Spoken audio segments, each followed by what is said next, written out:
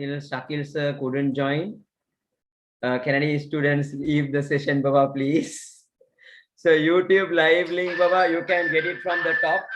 Okay, YouTube live link. Can't live, hardly join. Okay. YouTube link you can see at the top. At the top, you can see the YouTube link.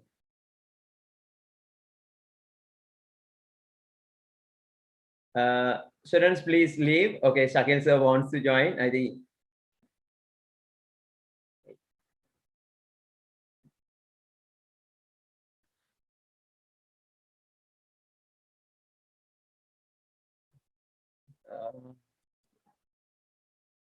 Students, if anyone wants, please leave, Baba, so you can join through YouTube live also. I know many students purposefully they are staying. Okay, so we can't leave. So if anyone leave only, Baba, we can join. So try to join through what, Baba, that.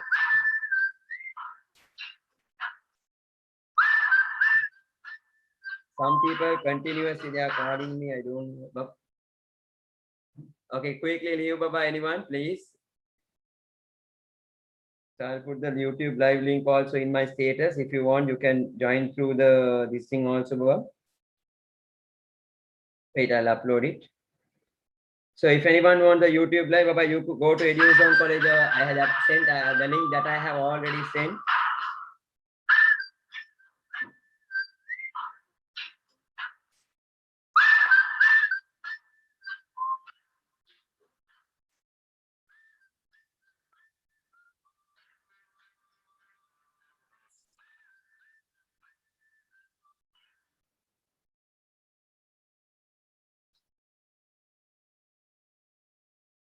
Students, we are live. Okay, you can join the what, Baba, the live stream quickly, Baba. Quick. Some students, please.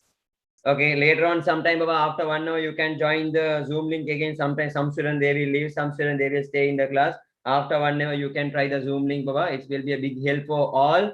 Okay, if you can leave the session now and you can later on you can join after Shakeel sir joining, Baba. Some students they will leave at the main. So what you can do, you can join on that particular time, Baba.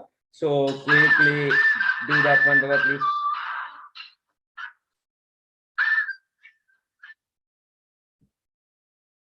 Now I think Shakeel sir can join me. Wait a second.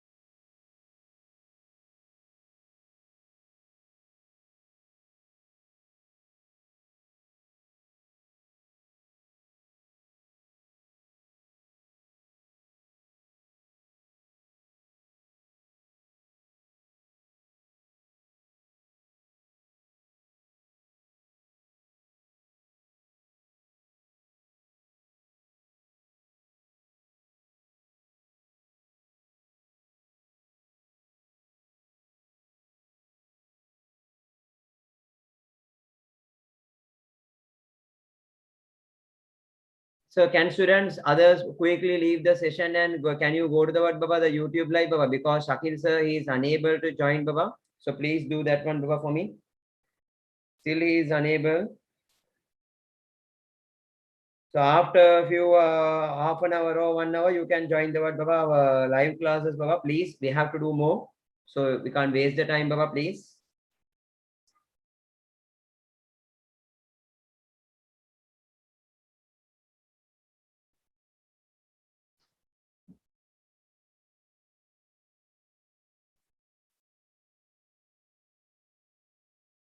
Okay, Shakeel Ismath sir had joined. Okay, now no issue, Baba. Now you can join. Okay, no issue. Students, those who want this thing, Baba, you can join now. Because of a coverage issue, Shakeel sir left the this thing. Now, Shakeel sir, you can start the session, sir.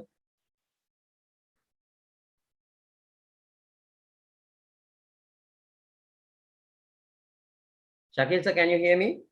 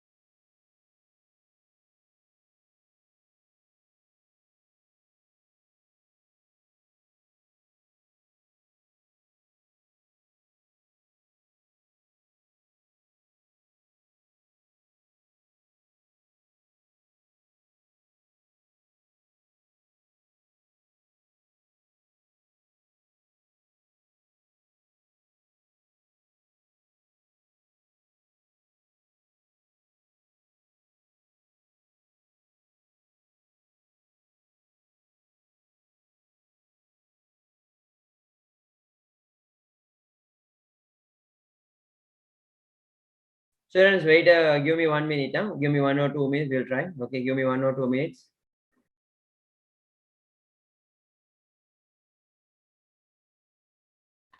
Baba, one student is saying, sir, you wasting the time. If you want, you can leave it, Buddha. No issue on that. Okay, I'm not asked you to come, Baba. If you want, you can get the benefit.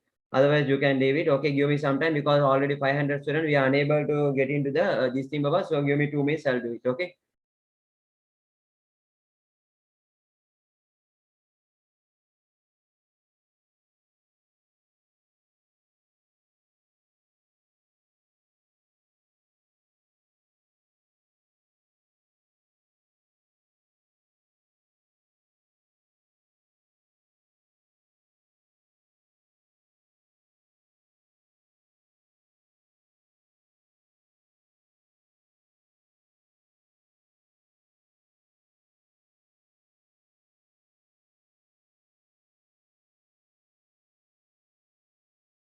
Shakil sir, now can you hear me, sir?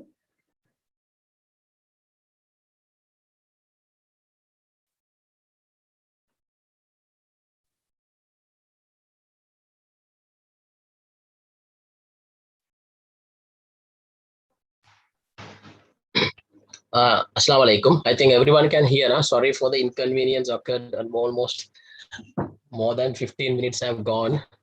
So it's because of 100% because of me. Extremely sorry. Don't worry. So whatever we planned, we will do it. And if you all want anything, you can just directly chat with me. Only the message will make it host only option is there. But don't ask anything at the moment. So I'll make it no one. At the moment, no one can ask the questions in the chat box. Right, okay. So this is what we are going to do today, right? I'll just come up with the introduction. Intro in the sense I'm going to focus mainly about Islam last year's results analytical view within few minutes. And then I will introduce the Islam because this year, 2021, the first free seminar. So I wanted to give a clear idea about Islam and the Islam paper, right? And we will go for the lesson. So today we will be discussing grade 10 sources of Islamic law. And thereafter we go for a small check, self-check. So whatever we learn within that few minutes, so we'll go for a fun game. It's a Kahoot online game. you all can participate. There are 500 students, but I will be giving 2 minutes to enter to the game. Since 100% online, you will be enjoying it, right? Then again, I'll continue the next set of the lessons. And then we go for the self-check. As Hilmi sir explained, we'll be selecting the winner. Only one winner we'll be selecting from this 2 self-check Kahoot game quiz challenge. So the both winner will be given free ticket for my final seminar. At the same time, sir has explained 10 students will be given based on their comment, right? And next, at the end, we will go for the online evaluation test. So I will be sending a Google Sheet in the chat box, right? I will be sending a Google Sheet in the chat box. So whatever we learn from this grade 10 sources of Islamic law. So there are 20 MCQs I have put it, and you can answer and submit the answers. You will be getting 20 out of how much you have received. At last, there is a feedback question also there. You can answer it.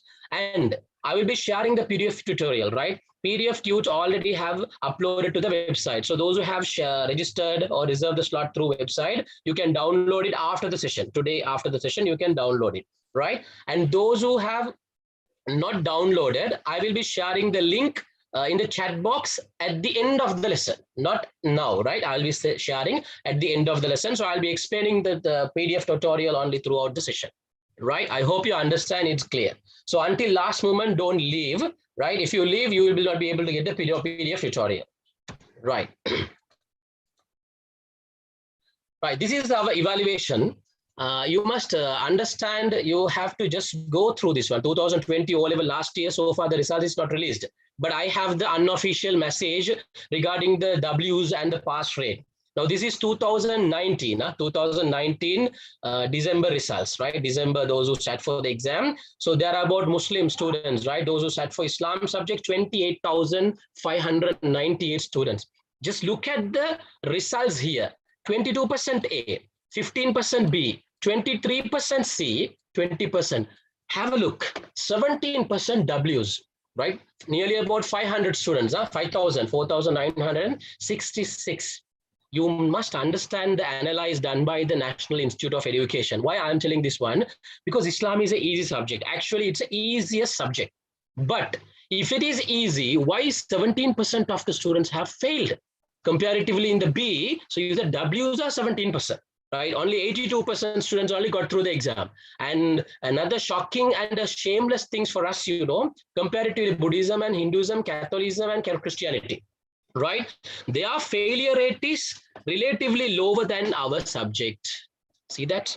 They have very low comparatively. 10% W's, 14%. The Catholicism is only highest percentage, nearly about 92% pass.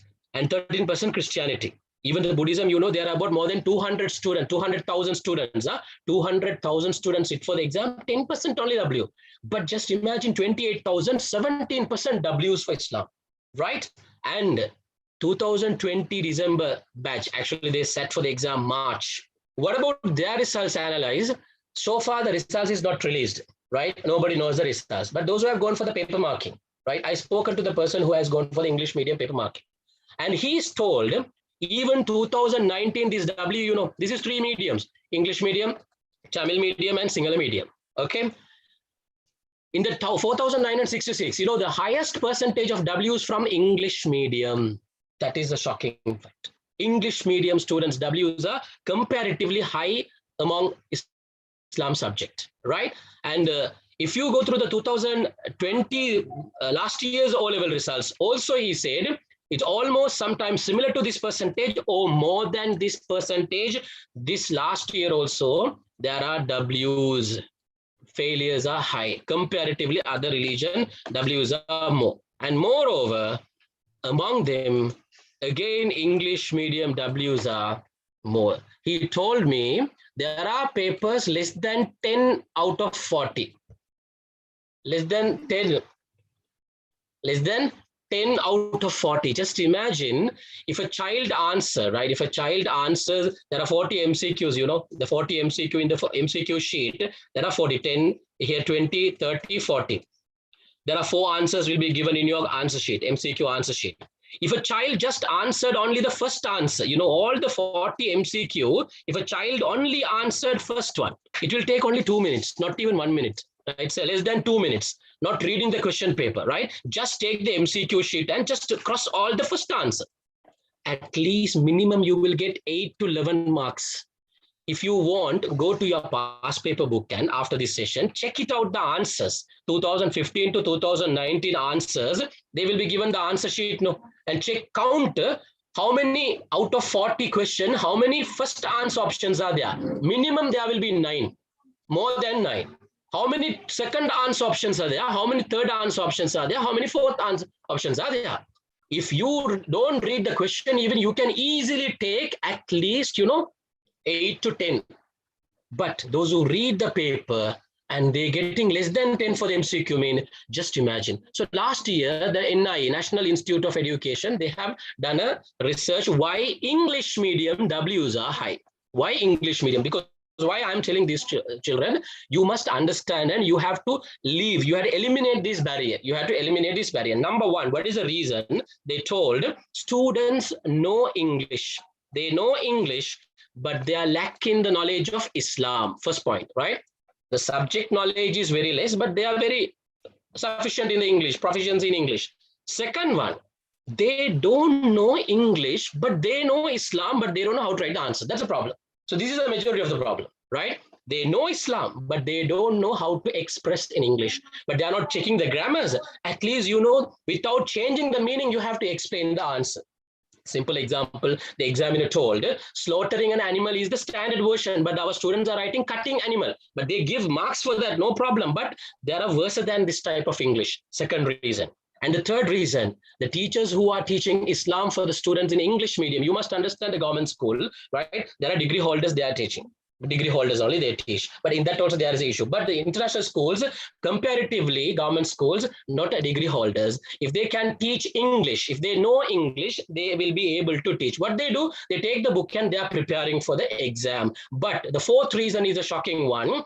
The teachers are teaching Islam, but they don't focus what to focus for the exam, right? O-level paper, what to focus, how to write the answers, they are not focusing. The main problem, the teachers who are teaching in Islam in English medium schools, they have a different ideologies. They come across some kind of issues and they start to discuss about it. Simple example, I will tell. One of the past paper question, reciting Kunut in Subah prayers is Sunnat, Faral, Bakru. There are 4 answer options. In Sri Lanka, Islam syllabus is prepared for the Shafi Mazhab. If a teacher is who is teaching, I'm not scared, I'll just open up everything, right? If a teacher is teaching who is a Tawhid Jamaat background, or the person who is not accepting this Mazhab system, so what will happen? How can he teach in the classroom? So it should be Sunnat. Then only you will be given 1 mark. So how? So what they will do, they start at the argument. So these are wrong, and they will start about some other conflict issues. So they are confusing the students. In the classroom, ultimate target for the O-level student is the results actually. Islam, if we want to teach that ideal Islam, there are separate classes you can organize and you can teach them. But during the lesson time, which is focused for Islam, you have to focus what is in. Is it right or wrong? Everything is right, because I'm an alim, I'm an Islamic student, and I have a degree in Islamic studies. Everything is fine. There is no issues in the Islam textbook, right? Different ideologies are there. So what they do, except syllabus, they teach everything. End of the day, students don't know what is Islam. Actually, they want to focus on the exam. So this is the major problem. So today I will be simplifying how to explain a lesson. Then you will understand how a lesson should be explained and how the paper should be focused, right? And everything, it's very impossible, right? I cannot do it. But whatever the lessons today I have taken, even if the time exceeded, because our plan is 10:30, sometime if it's 11 o'clock, you will be staying. I hope you understand. If you're okay, just give a thumbs up. I will be continuing that. Right. So we'll go to the lesson now. Right. So this is the idea just to explain you what we are focusing Islam. So you must know these are the lessons your teachers must teach. Right, Aqidah chapter 1. So I have put in the bracket grade 10, grade 11 lessons are given here. You can understand in Aqidah. There are major 8 chapters. There are major 8 chapters. You understand? Grade 10, you have studied these 3. Grade 11, you will be studying these. All comes under Aqidah. This is the ideal classification according to the government. But in the government, in English textbooks, they don't give such classification. They will give just grade 10, all the list will be given grade 11, except the Jawan Sir's English translation book, right? And here, remember that grade 10, what are the lessons? These are the lessons. Grade 11, what are the lessons? Under the topic of Aqidah. And this is Ibadat grade 10, grade 11. So the third chapter is Akhlaq wa Suluk, and the fourth one is a Masadir Sharia. So today we are going to discuss this Masadir Sharia, sources of Islamic law, and these 4 parts, 4 chapters we'll be discussing, right? Grade 10 topics only, we will be discussing it, right? And the next one, 5th chapter is history, right? Sira wa Tarikh. Grade 10 only there are 3, grade 11 there are a lot, right? Grade 11 we will be focusing a lot. This is Muamalat, Islamic transaction. Grade 10 there are 3 lessons, and grade 11 there are 2 lessons. And the Muamunakahat in the 7th chapter, there is only 1 lesson that actually this lesson we consider as a Mafahimul Islamiyah topic, but I have taken since it's talking about the family life, right? And most of the lessons 100% taken from grade 11, because grade 11 only they are teaching you Muamalat. Mafahim al-Islamiyah is a common understanding of Islam. There are 9 topics, and there are 9 topics. 6 topics from grade 6, grade 10. See that 1, 2, 3, 4, 5, even in this one also included. There are 6 topics under Mafahim al-Islamiyah in grade 10, and there are 3 topics from grade 11. So this is your entire syllabus. In our classes, regular monthly classes, right? Almost we have done the sources of Islamic law. So we started from January, right? And now this is the 5th month is end of 5th month. We have done 4 chapters completely. We'll be finishing the online test next week, coming week, right?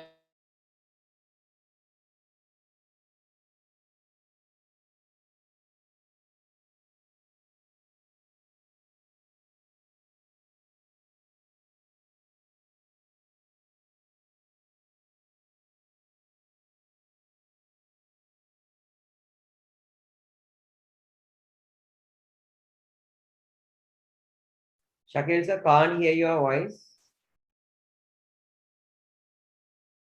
Shakeel sir, can't hear your voice.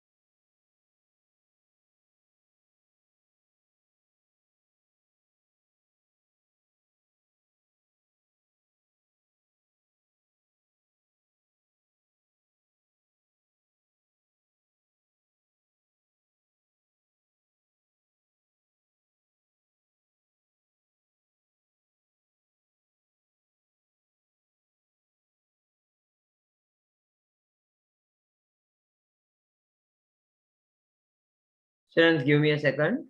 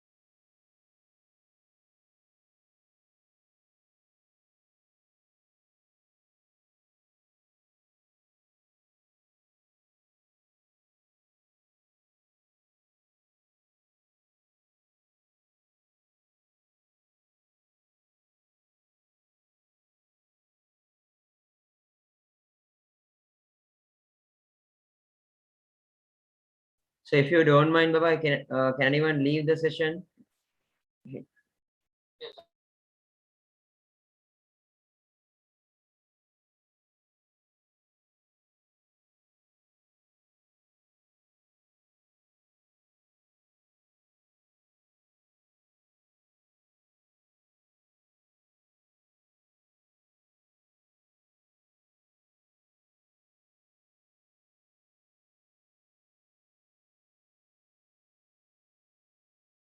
Shakeel sir, all you say hello. Now you can.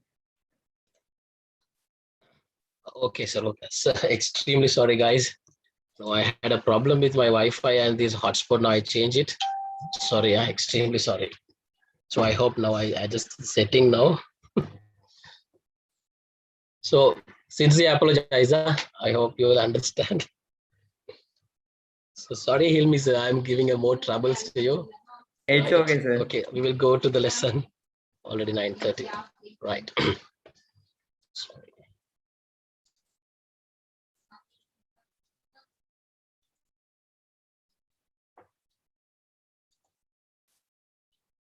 Right. So this PDF tutorial I'll be sharing you all, right? I'll be sharing at the end of the lesson, right? So this is the 4th chapter, Sources of Islamic Law. I hope you all can hear me, right? Sources of Islamic Law.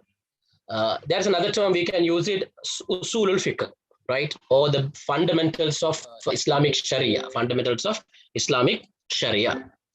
So grade 10, these are the lessons we'll be focusing. So this is the format of my PDF tutorial, all the lessons we provide in the classes, right? Grade 11, what are the lessons we focus? But in this PDF, it is included only grade 10 lessons are included. At last, I have given you all a self-evaluation question, right? Right, around 45 questions I have given. That is 2 self-test you can practice at home, right? So today we will be discussing in detail about this first 4 subunits from the grade 10, right? Okay. So the first lesson is importance of Wahi. So we are going to discuss about the topic Wahi, right? This is grade 10. Those who are going to do the O-level this year, you have done already last year, but I'm going to explain in a brief format and what is focus for your O-level exam. What is focus? Your O-level exam. They will not ask directly what is the definition for Wahi. Most of the time, they will be asking what are the 2 types of Wahi, or else why Wahi is important. Why do we need a divine guidance? Why? What are the importance of Wahi, or else why Allah's guidance is needed?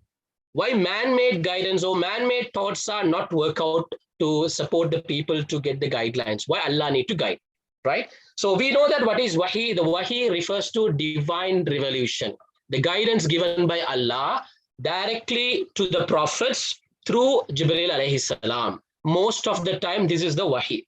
But we will talk about the 2 types of Wahi. Sometimes Allah give the direction or guidelines directly to Rasulullah sallallahu alaihi wasallam without Jibreel alayhi salam. Sometimes Allah has given the guidelines through Jibreel alayhi salam. Right. Before come to the Wahi, you must understand about the knowledge. The man creates, right? We will get the knowledge through basic 2 factors. What are the 2 factors? Cognitive and rational. Right? Cognitive and rational. What is cognitive mean? Through our senses, we learn. Through our senses, we learn. For example, by observation, by looking at something, we learn. And while listening, we are learning. Now you are listening and you are looking the PDF tutorial. Sometimes we taste it, right? Our 6 senses are there. Now, through the senses, what we learn, we call cognitive knowledge, acquiring knowledge. And the rational thinking, this is we call our special 6th sense. Using our rational thinking, we have to understand certain, for example, logically, we can say, if I provide a plate of biryani and if I provide something is najis, as a rational thinker, you will be selecting that the plate of biryani, right? And when you are going to select your A-level stream, which one you are going to select? You will be analyzing what is good for the future, what are the job market requirement, which stream will be focusing for my future earning, get a good profile, right? And you will be analyzing. These are rational thinking, logical thinking. And these are the 2 methods of knowledge acquiring by man.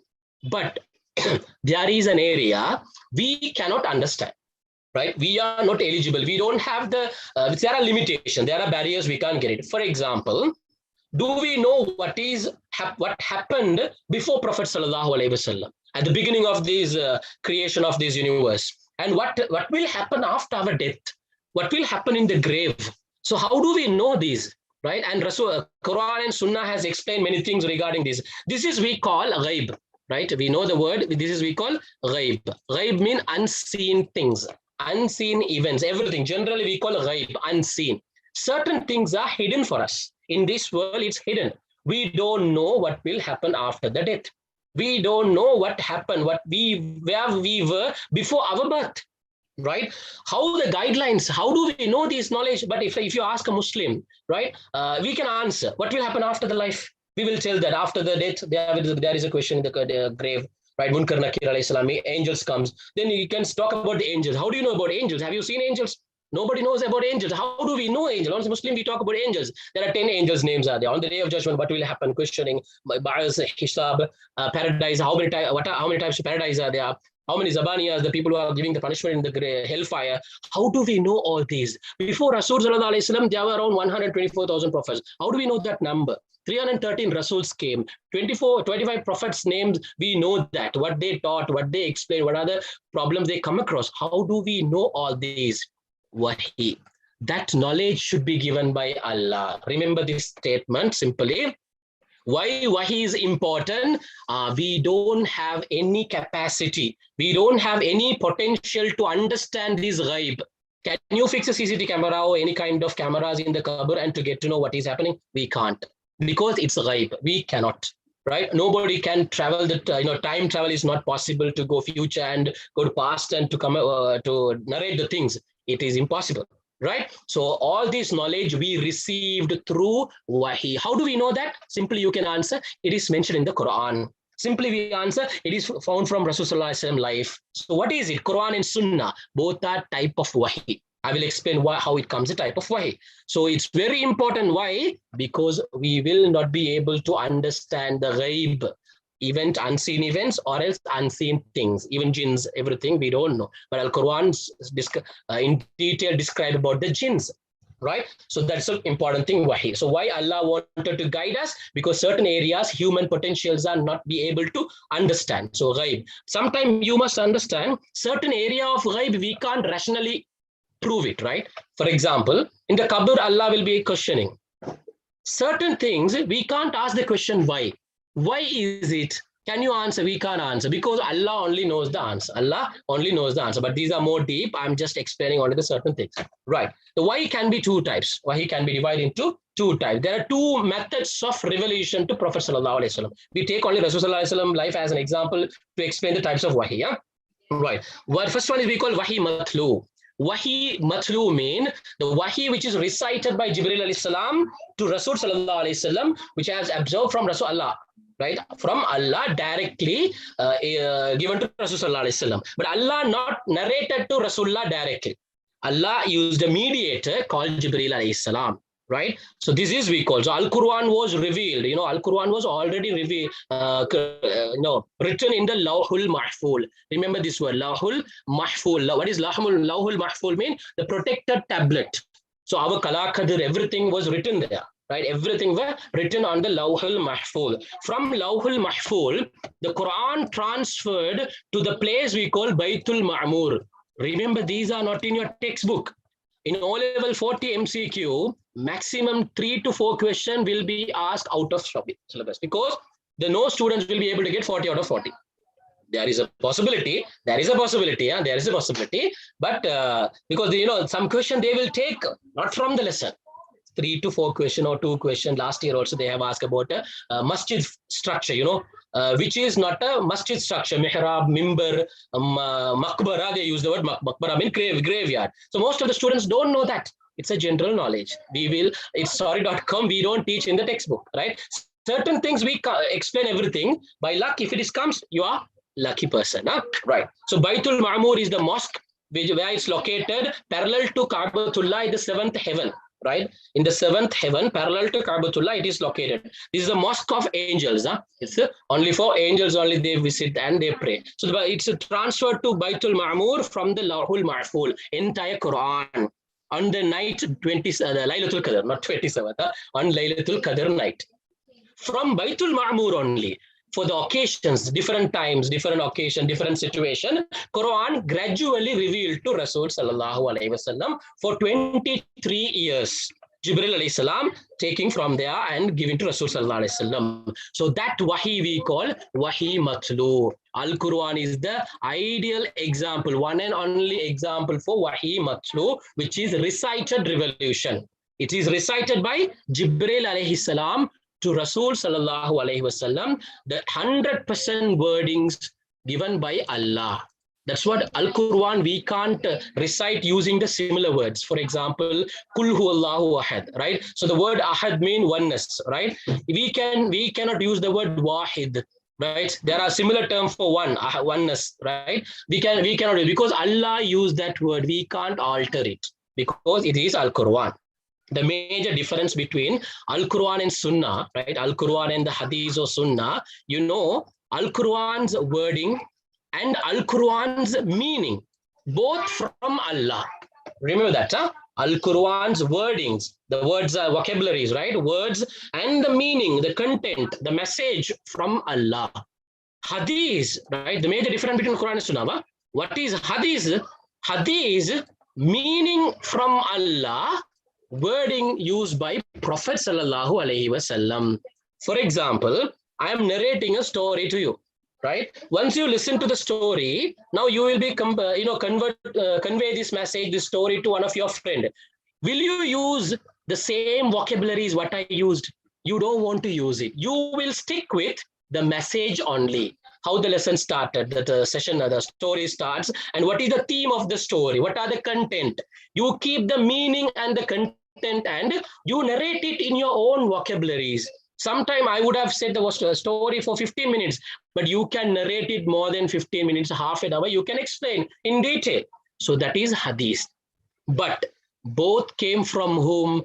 Allah. Because Al-Quran, meaning also Allah's one, wordings also Allah's one. But the Hadith is meaning given by Allah.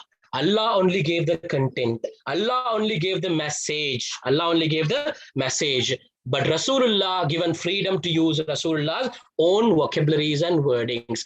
That's what Hadith we can narrate using the similar terms if you are an expert in Arabic language. Understand the difference between Hadith and Quran. The second type is the Sunnah, Wahi ghayru matlu, because it is not recited by Jibril alayhi salam, which is a not recited revelation. This is sent through various forms, different formats. Sometimes Rasulullah dreamt. Through dream, Rasulullah get the idea, right? For example, if you are dreaming something, can you remember the wordings in the dream? You can't remember the dream. You know the message only. You will get the visuals. You will get the visuals and the pictures. Then you will narrate it. Some signs, for example, you are getting some signs. Can you narrate it? What is it? So actually you are getting the message through the signs. And voice, example, Musa alayhi salam received voice. That is voice or not voice. Signs, Zakaria alayhi salam. Remember that example. Zakaria alayhi salam received the signs. Dream, Rasul sallallahu alayhi wasallam dreamed. And Sulaiman alayhi salam's slaughtering issue, Ibrahim alayhi salam dreamt that Sulaiman alayhi salam was slaughtering. So those are example of Wahi. Even Rasulullah also got all these in Rasulullah's life. And simple keynote is what you have to remember. Wahi divided into two types. One is Wahi Matlub, which is recited revelation, and second one is Wahi Ghairu Matlub, which is not recited by Jibril alayhi salam. Directly Allah has given in a different format, right? And the example for Wahi Matlub is Al-Quran. Example for Wahi Ghairu Matlub is Sunnah, right? Why Wahi is important? The one reason I already told you, importance of Wahi, right? And why Allah need to guide us, why we cannot guide a man. For example, a man cannot guide a man. So through this topic, you would understand what is the weakness we have. Human have some weakness. Come to the first point. Man is created with stimulated desires. I hope you can see the screen, no? It's clear, no? Wait, all right, now fine. Man is created with stimulated desires to test him. For example, we have a desires, no? The desires will be controlled by our taqwa only. If we don't have taqwa, if we are not pious people, if we are not controlled by Quran and Sunnah, we make our own desires. You just see that people who are making the law and order, they don't follow it, right? If you take the governments, Sri Lankan governments, right? They are making law and orders. For whom they are making law and orders? The people who are in the minority, right? They don't follow it. So these are desires influencing. So if Allah give a responsibility to make the law and the regulation guidelines to guide the man, what will happen? The people will create for them, right? For the betterment of their family members, not for everyone. So that the knowledge of Wahi can help him showing the right path. For example, Al-Quran said, don't consume liquor. Al-Quran said, don't involve in the interest transaction. If Allah give this responsibility to the people of Jahiliyyah period, will they ban this consuming liquor? Will they ban this interest? Will they ban some kind of gambling transaction? They will not, because why? They are addicted to that. So that's what Allah didn't give the idea, guiding responsibility to the man. Allah taken the responsibility. Allah identified what is haram, what is halal, what is right, what is wrong. I have given in the Quran, through Rasulullah, I explained certain more things, and the choice is yours. Choice is yours. Number two, human cognitive knowledge is limited. I told our cognitive sense. For example, since even if I just switch on the video only, you can see me, right? But you can't see. So our barriers is there. You know, there is a barrier. Our eyesight have a barrier. For example, if you are sitting inside the room, there are walls, right? So next to the next room, if someone talk, even you can't hear because it is soundproof. So our ears have some barriers. And in science, you have studied, you know, some kind of optical illusions are there. If you put a pen inside the cup of water, it won't be seems like this, right? It will be look like this, right? The pen is broken, right? The pen is broken. Actually, is it broken? This is not broken, but your eye would reply to you and see that it's broken. But the brain will identify this is not broken. This is some kind of, you know, optical illusion. It's not. There's a theory in science. So our senses sometimes lie to us. If you are sick, right? While you are sick, whatever you eat, even if you eat sugar, it will be bitter. Then can you say that no, sugar is bitter? You know that it's sweet, but your taste, the sense, you know, the taste, it's changed because of the sickness. So our senses are sometimes lying to us, but the brain would identify the reason. So our cognitive knowledge is limited. We can't understand certain things beyond our knowledge. So who should guide us? So he cannot have the understanding of unseen things. This is what I explained in detail. Right? We can't understand using our cognitive, whatever the technology, we can't understand those stuff. Right? And it is Wahi that provides this knowledge. Al-Quran very clearly explain what are the 6 articles of Iman we should believe. About paradise and hellfire, everything in detail explained. Third one, knowledge of a man grows time to time. You see Rasul Sallallahu Alaihi Wasallam period technology and the today's technology, just take it 100 years before, right? 100 years before, different type of technologies. Now it's advancement. Now we will be talking about what? Now we are talking about the, you know, the electric cars, right? We are talking about electric cars, and now autopilot systems also available in the electric car. And we are admire of it. Then what we would say before 100 years ago, these people all not get the benefit. But after 100 years later, those people, right, in future, they would say what, you know, our great grandparents used electric cars, autopilot system. So they will be mocking our technology. That means when the time changes, our knowledge also improves, changes. Based on that knowledge, we will change our decisions. We will change our decision. When we are changing the decision, our constitutions, our rules, regulation, everything will change. Just imagine Sri Lanka's constitution. Sri Lanka's constitution, right, 50 years ago, it was different. Now it's different. And after another 10 years, a new government comes and it will be changing. So if Allah give the responsibility to man to create the law and order or guidelines, every 10 years, there will be different rules and regulation. So, but with this regard to establish the facts, the knowledge, Wahi is the final and firm. Whatever Al-Quran, Sunnah mentioned to us, it is the final one, and it is the firm decision. Till day of judgment, there is no alteration, no changes. Whatever the new technology comes, whoever comes, whatever the new different type of knowledge, advanced, no problem. We can't change this Quran. The third one. So we are talking about why Wahi is important. Why Allah guided us. Why Allah didn't give the responsibility to man to guide us. Okay. Number 4. Wahi can help to understand the connection between the Creator and His creation. You see that who is guiding us? Allah is guiding. Through come across the Wahi, through reading Wahi, Al-Quran, Sunnah, whatever, we get a strong relationship with Allah. Right? When you are reciting Quran, it's like, you are communicating with Allah. You are communicating with Allah. So it's create a bond between the Creator and the creation. And finally, certain questions, there are existing certain questions from the period of, the philosophy emerged, but nobody can find the answer. But Quran Sunnah has given this answer. Wahi given the answer. Who am I? If you ask a non-Muslim person, who am I? What he would answer? I am Shakeel, or they will tell the name. But as a Muslim, who are you mean? In terms of Islam, I am a representative of Allah. Khalifatullah. Al-Quran used the word what? We are Khalifatullah, Allah's representative. We have been given some orders by Allah. We have to implement it. What is my beginning? Right? What is my beginning? People will talk about the birth, but my beginning is what? It started from the Alamul Arwah, right? It is Alamul Arwah. Where do I go? Where I'm going now? What is my journey? So I'm traveling to the day of judgment, right? So this worldly life, what is the purpose of this life? This worldly life is given to prepare for my akhirah life, right? So I have to make it meaningful. So I can't behave like others doing it. I can't listen to my desires. We have certain rules and regulations. Rasulullah said, we are like a prisoners. We are like prisoners. We have time, right? We have some time. We have some restriction. We are like a travelers. And this worldly life is like a place where we are taking rest. Immediately we have to go. So we are not going to everlast in this world. This world will be destroying. In the Akhlaq wa Suluk, you have already studied Darul Fana. We call this worldly life what? Darul Fana, which will be destroying. Darul Baqa'u mean the which world will be everlasting. That is about Akhirah life. Okay. Yeah, fine. Right. Students, you will be staying, right? Because I have taken some more because of my network problem. I got little delay. That's what I was in a hurry, right? So better I will make it a little bit slow. Right, fine. So you will be staying. I will be finishing this entire lesson. So you can stay because I thought I don't want too much time. So maximum till 11 o'clock. Fine, inshallah. Right. So that is about Wahi. That is about Wahi.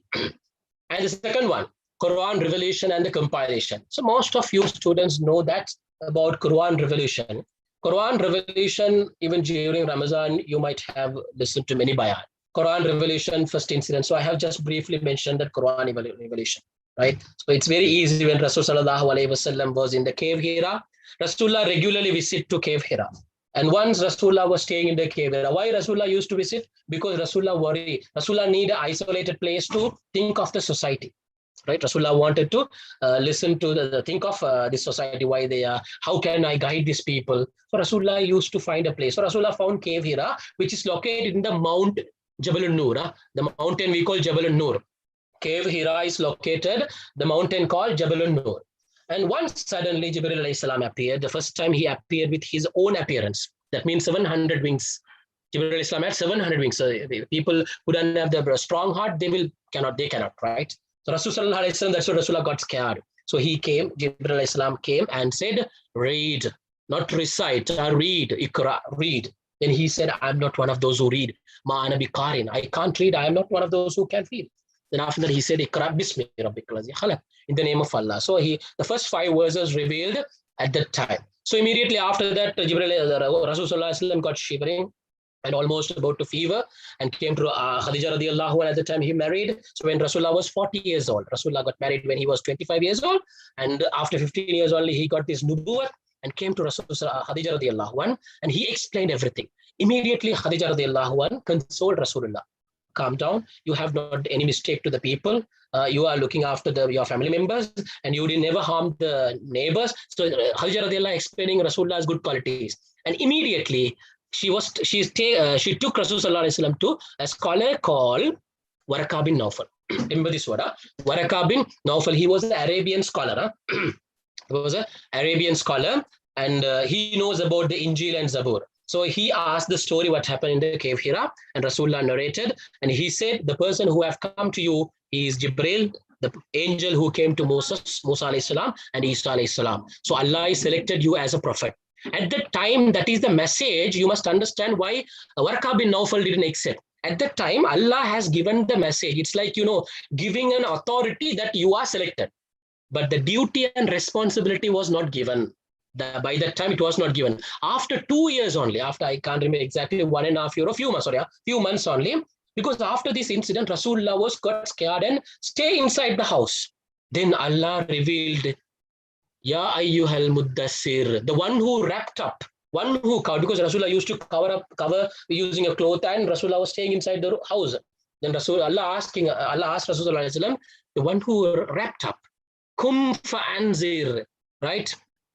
Get up and go and warn the people. We have selected you not to stay inside. We have selected you as a prophet to preach. So whatever we are giving to you, go and warn the people. Warn them because they are worshipping statues. So warn them, Allah is one. This is called shirk. After that, only Rasul. At that time, Warqa bin Nawfal was not there, right?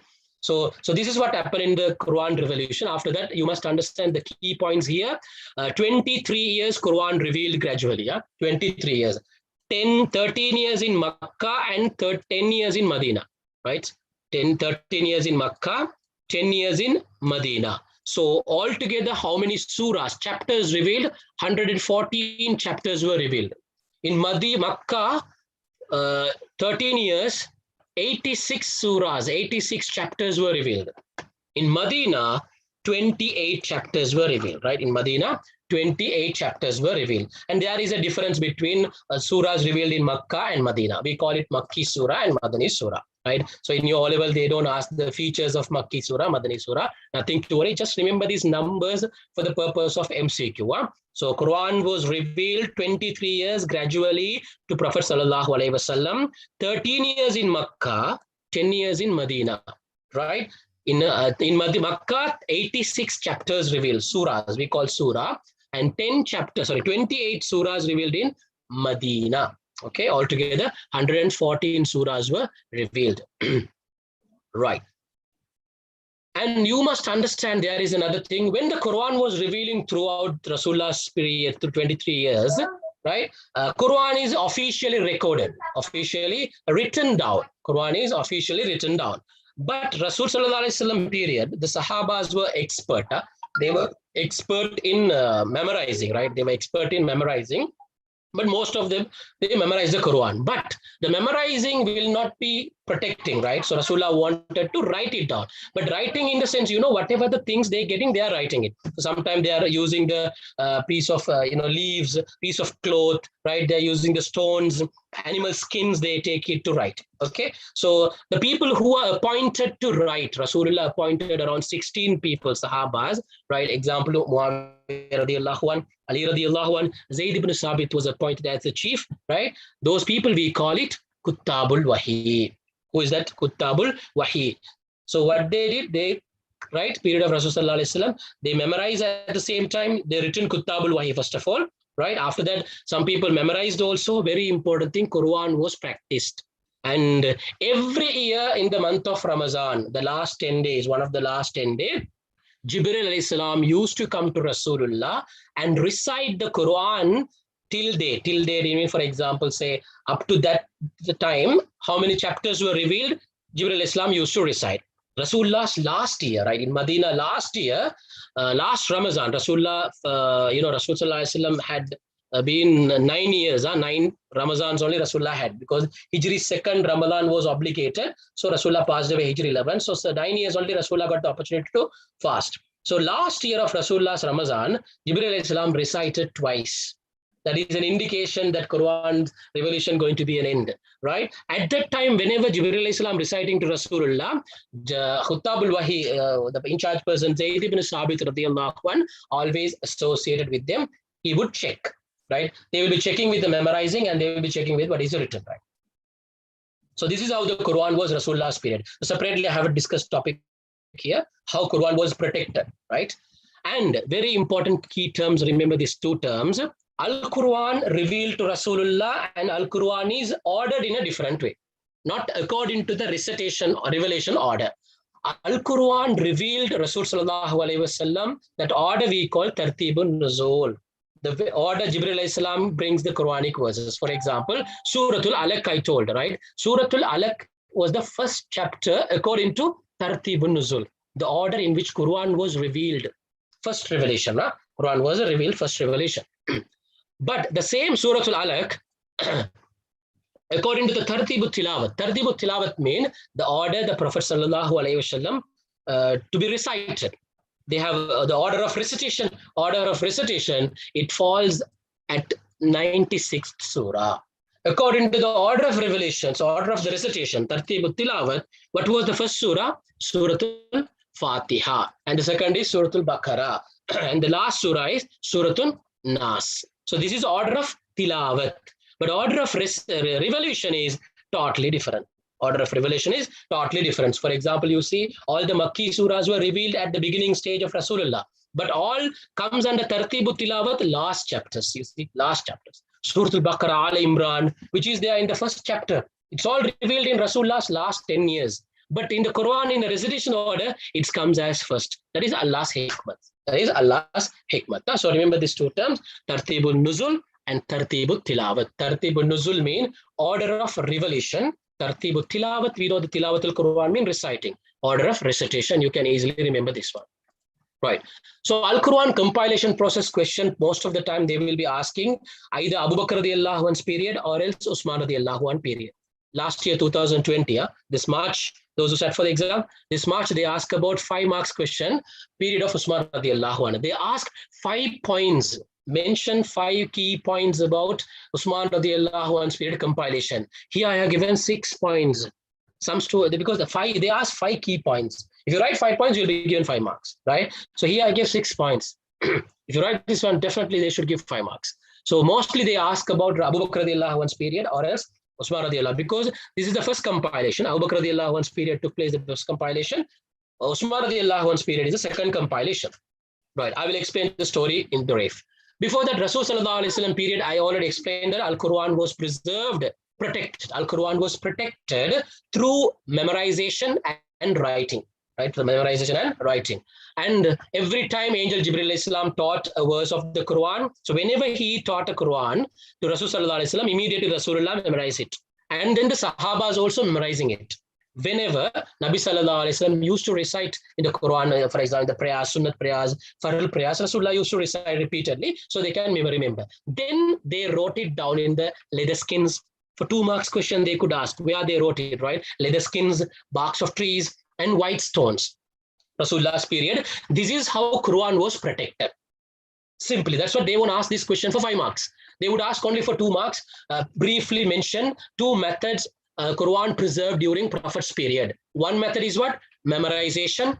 Number 2, written. Quran was written by Kuttabul Wahi. And the third, Quran was practiced. These are the 3 methods Quran was protected Rasulullah's period. But Quran was not compiled during Prophet's period. Rasulullah didn't compile. Then you might ask, then what they wrote in the sense, they write it in a different piece of, like, you're writing the short notes in a different piece of paper, but it's not like a compilation, like a manuscript form. As a one book, it was not. Right? It is scattered everywhere. No person have entire Quran as a one, even leather skins or bark of trees or whatever, they don't have it. So it's not compiled officially Rasulullah's period. So Rasulullah passed away.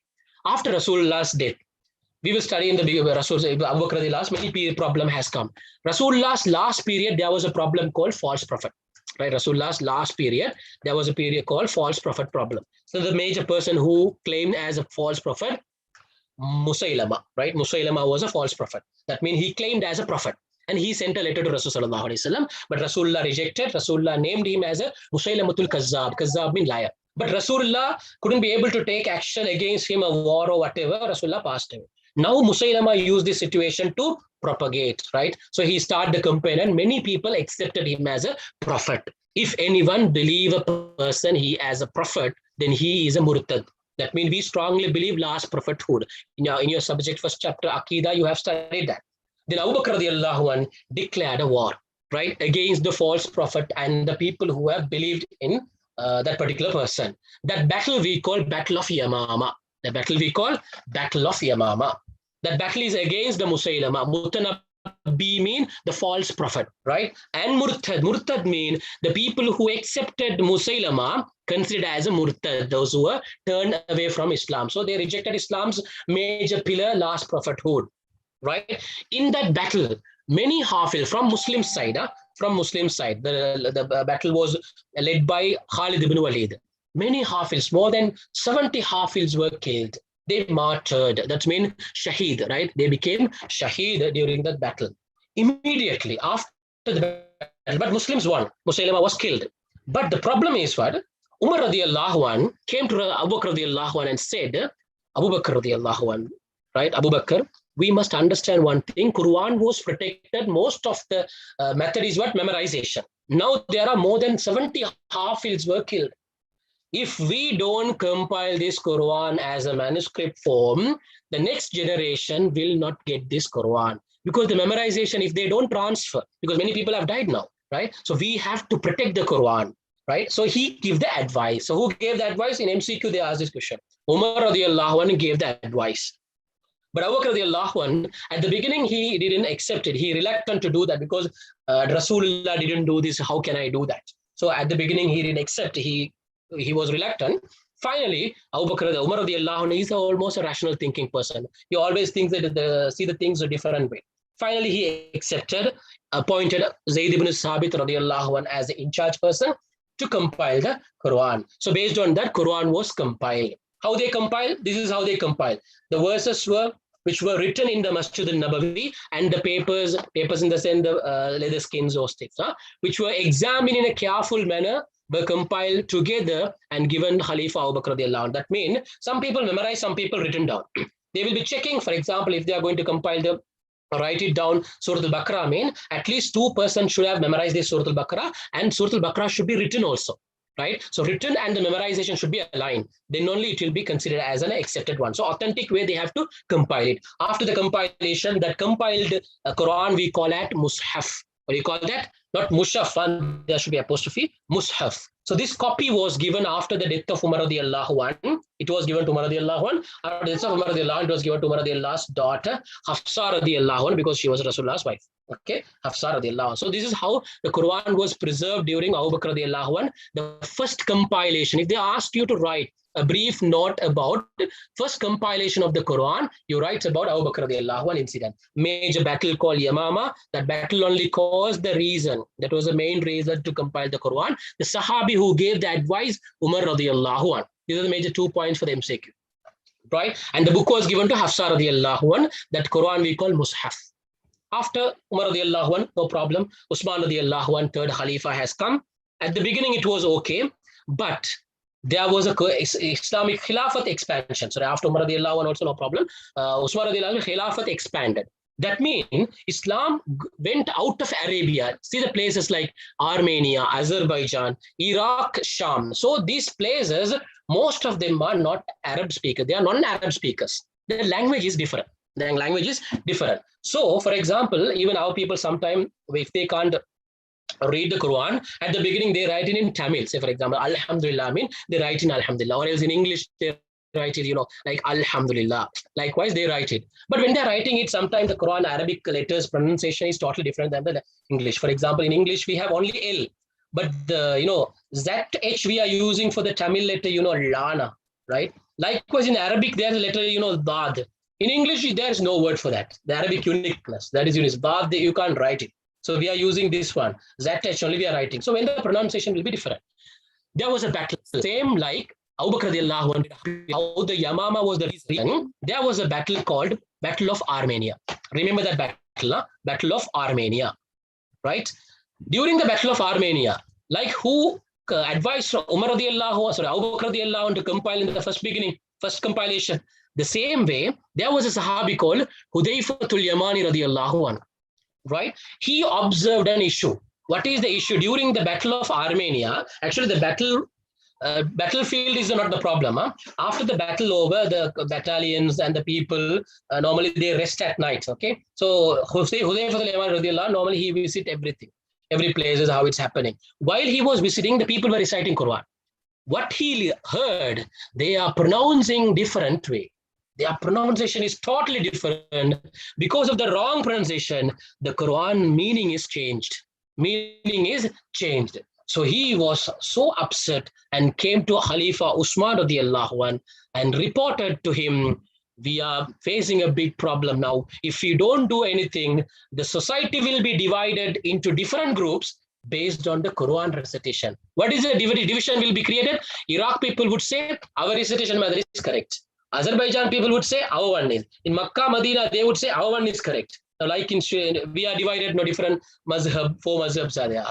Different jamaats are there, different mazhabs. We are fighting each other, right? Likewise, at that time, it would have happened. So Hudayfa said, we take all the papers, the written things, and we will burn it. We will compile the Quran based on the Qurayshi method, right? Banu Quraysh, right? The Quraysh tribe, how they recite the Quran, the same way we will write it down. So Usman radiallahu anhu took an action. He collected all those stuffs and burnt it, and appointed again Zayd ibn Sabit radiallahu anhu as an in-charge person to compile. So 8 copies were compiled. 8 copies were written by Zayd ibn Sabit radiallahu anhu, and 8 copies were sent to 8 different regions. Because as a one president, there are different provinces, right? To 8 governors, along with a Qari. Who is the Qari? The person who will be able to recite the Quran in that way, proper way, right? So he will be reciting and they will be teaching to the people, and requested Usman radiallahu anhu requested the governors to make a copy of this. This is the original format. You had to copy down this and distribute to the people. Because of this, he united the Muslim Ummah. Who? Usman radiallahu anhu united Muslim Ummah on one Quranic recitation method. That's what we call him, Usman radiallahu anhu, Jamiul Quran, one who compiled the Quran. Actually, you gathered the Ummah on Quran. Right? So that Quran copy we call Mushaf Usmani, because Usman radiallahu anhu only did that action and he is the one who made the reason for the compilation. We call it Mushaf Usmani. So whatever detail I've given here, it's more than enough for you all for the exam. Hope you understand, right?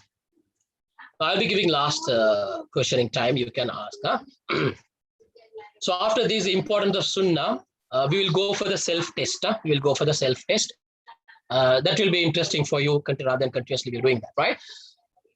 In grade 11, you will be having a separate lesson about Sunnah in detail. This is grade 10, a brief introduction. We are focusing on what is Sunnah, why is Sunnah is needed, right? Why Sunnah is important. Rasul sallallahu alaihi wasallam entire life, simply we call it as Sunnah, lifestyle of Rasulullah. Sunnah is a lifestyle. But under the lifestyle only, there is another part we call it Hadith. Right? Sunnah, sometimes similar term we can use it, what? Hadith. Hadith mean Rasul sallallahu alaihi wasallam's words, actions and approval. Remember that. Rasulullah's words, we call it Arabic Hadith Qawli. Hadith Qawli. Rasulullah's action we call Hadith Fi'ali. Rasulullah's approval and recognition we call Hadith Takriri.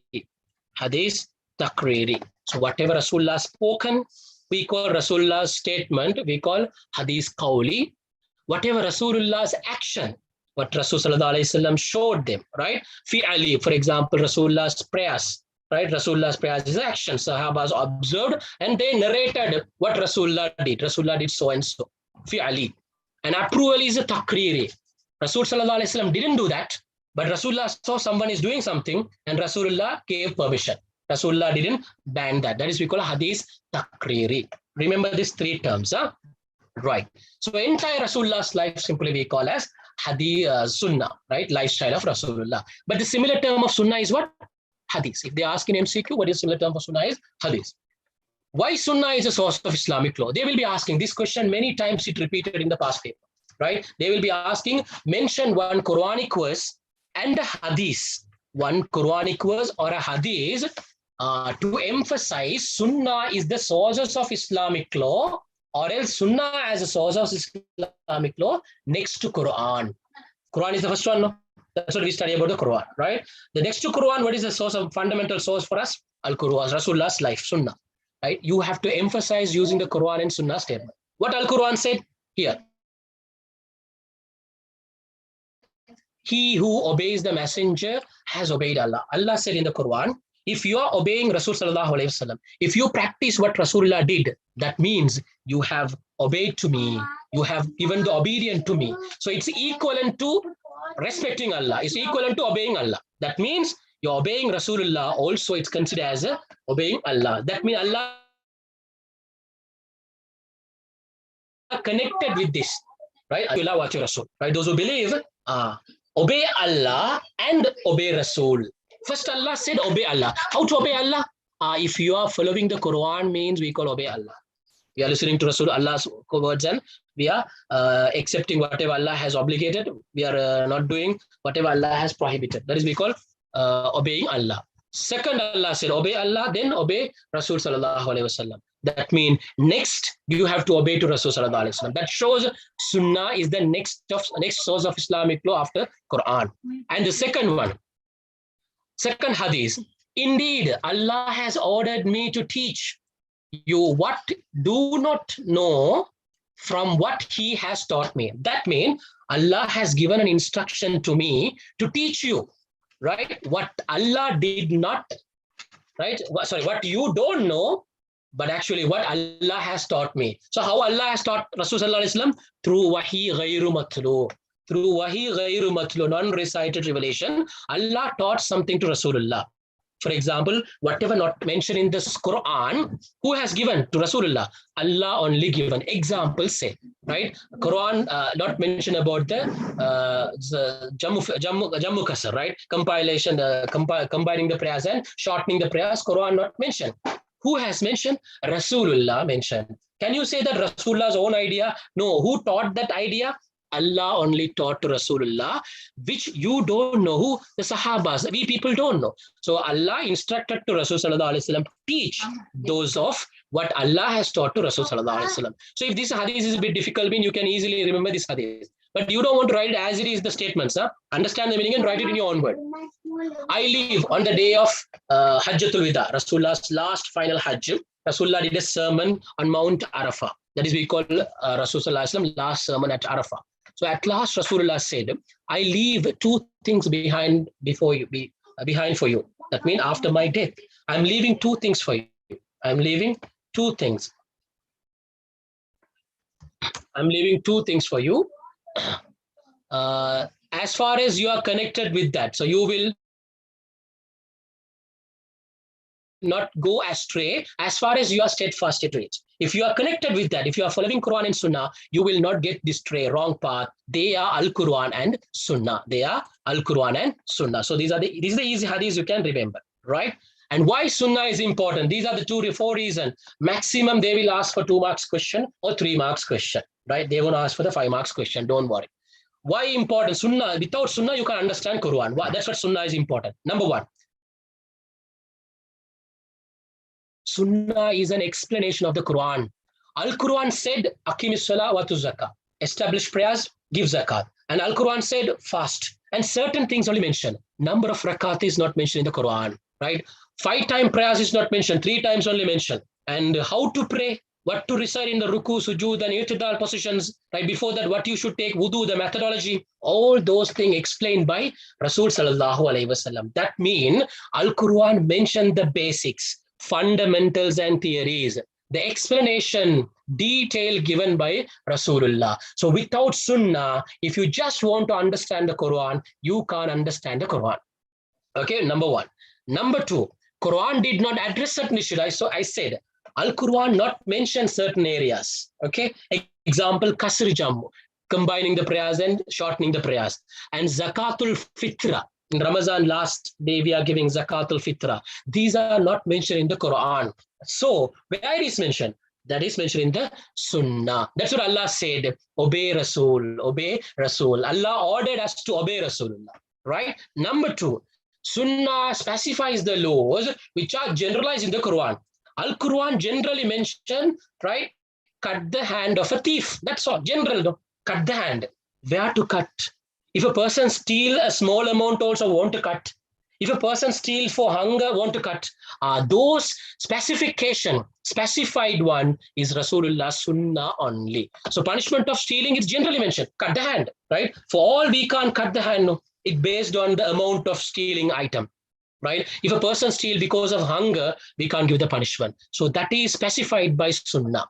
And the last one is very important, to implement the Islamic jurisprudence. For example, ijtihad. If you want to do the ijtihad, Sunnah is necessary. In Sunnah, there are many lessons we learn. To establish the fiqh Sharia law, we need Sunnah. We need Sunnah. Okay, right. So before I go to this part, we will go for a self-test, right? That would be fine, I guess. In the chat box, right? In the chat box, I will send you the link. It will be very interesting for you. And already Mr. said, so the winner will be given the free ticket for the final seminar. Just link this, click this link. We are going to all try to participate in that. Okay, then only you will get the one lucky winner. Only just 5 questions. Whatever so far we learn, we'll be getting, right? Only 5 MCQ questions will be there. Just guys, click that www.kahoot. So now I'll be sharing on the screen. You can understand that. You can see that. You can see that Kahoot option now. Give me a minute. Right. Okay. And before we go to the session, you must understand, once you go, it will ask you the name and the game pin. Now the game pin is loading, right? It will request a game pin. So enter your name. Don't type your nickname. Don't type your nickname. Just type your original name, because I want to know the real winners. No, I want to know the real winners. Okay. So it will be very interesting. We are doing in our monthly classes also. We are doing. The students are very enjoying, and we offer every week. We get the winner, and we are giving gift vouchers also. But here we are not giving gift voucher. We are giving you the free ticket for the winner. Right. I will be giving 2 minutes only. Click www.kahoot.it and come to the website and give your name, original name, and it will ask the game pin. So the game pin is given here. This is the game pin. Enter the game pin. Once you enter the game pin, your name will be appeared on my screen. Guys, you'll see that talented one thing to remember. You have to look at my screen. You will not get the questions. The questions will be displayed on my screen. Answers also will be displayed on my screen. Only the answers option I will show you. For example, there are 4 answers. They won't give 1, 2, 3, 4. They will give the icons. For example, triangle, circle, a diamond shape, and box. These 4 icons will be there in your phone. That means in a big image, the 4 icon will be there. So read the question using my Zoom. Immediately go to your browser, Kahoot browser, and click. Very important thing. Fastest answer will be the winner, because 20 seconds will be given. Because now there are 82 students joining. 82 students can give the correct answer. But who will be the winner? Within 20 seconds, who answered first? So reading question time will be given. It will be on my screen. So again repeating. I'm repeating because you will be confused definitely. If you are using one device, guys, if you are using one device, you will have this problem. You have to switch to the browser quickly. For the question, you have to use my Zoom browser, Zoom display. After that, immediately go to your web browser, right? You have to go to your web browser and just click the answer quickly, right? Hope you understand. I'm waiting. I'm waiting. Still, there are 410 students now, but I can't wait until everyone join because it will take time. Now already 10:20. I have another set of lessons to finish. If possible, we'll do another. Yeah, if you guys can use another device, it is easy for you, right? It is easy. If you can use another device, it's very easy. You can easily quickly click. If you are using a laptop or if you're using a mobile phone, use another mobile phone and you can ask someone's mobile phone go to the kahoot.it, type it. So you can look at my screen and you can easily answer. The fastest finger will be the winner. Still students are joining. So I'll give another 2 minutes. I'll give another 2 minutes. Yes, I'll give another 1 minute. Please come on, make your internet connection proper, right? So you'll be enjoying just 5 questions. It will be very interesting for you all. I hope there are more people. The 3 winners will be displayed here, but we are giving the winner. So, till December, we will be having many online session free classes. In that free classes, I will be conducting like this Kahoots, so you can get the chances. But every week in our class, in my class, every month, every week, we are conducting this Kahoot. We are doing Kahoot 10 question, refreshing the previous knowledge. The winners, we are giving the online vouchers. Dara's gift vouchers, I am providing them. So last week's also 2 students have received that. Okay. So here we are giving only 1 person for a final seminar, inshallah. Right. So this is one of our learning platform. In my monthly classes, we are doing this Kahoot method also. This is the way we are doing. Still they are joining. Okay, right. Hilmi sir asked me to give another 2 minutes. Okay, I'll be giving. Everyone have some issues, no? Join. Okay. Hilmi sir, if sometime it takes more time, no, if possible, we'll do the second Kahoot. Otherwise, we can select 3 winners from this Kahoot. If not, if we cannot conduct the second Kahoot, but the students, are you all okay, right? You can stay till the end of, even if I continue after 10, 11 o'clock, probably fine, I guess. Right. Come on, guys, those who have joined, keep your internet connection strong, huh? So everyone's names are here. You can see the name, or everyone's name is here. So far 189 students have joined.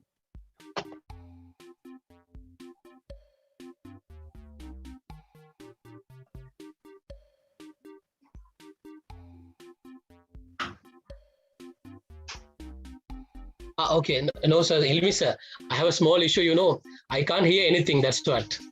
I can't hear anything because I have a headphone problem. Sorry. Okay, fine. Now I'm using the headphone, but my headphone is not working, only I can talk. Okay, so you talk. That's what, students, if you, the doubt also, better type in the chat box, because if you talk, I can't hear. You can hear me because my headphone is not working. Shall we start, right? Okay, Hilmi sir, we'll start, no? Yeah, sir, we'll start. Because it will take more time. If you are joining, still there are. Yeah, we will start. Sorry, guys, those who couldn't join, no problem. We will start because it will take still you all. Right, Bismillah Rahman Rahim. Okay, I started. Go ahead, the question. Remember that questions will be on my screen. Answer options will be in your screen. Right. This is a question.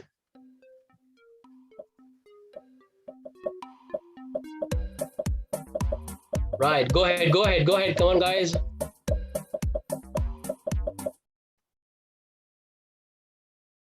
You should select only the symbols, Puta. Okay. 3 seconds more. You should select only the symbol on your screen. So how many students have answered? And now you got to know, children, right? Now again, before I go to the second question, I'll explain again. You see the question is displayed on my screen. This answer icons only display in your browser, right? This option only will be there. So you read the question and go through the answers. For example, this question's answer is what? What is the question?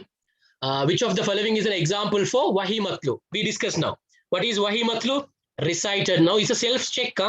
Learning is something else, but now it's a self-test. It's like in a fun way we are doing it, right? So you will not forget this one. Just now we discussed Wahi Matlu is 2 types of Wahi. Wahi Matlu means recited revelation. What is the example? Al-Quran.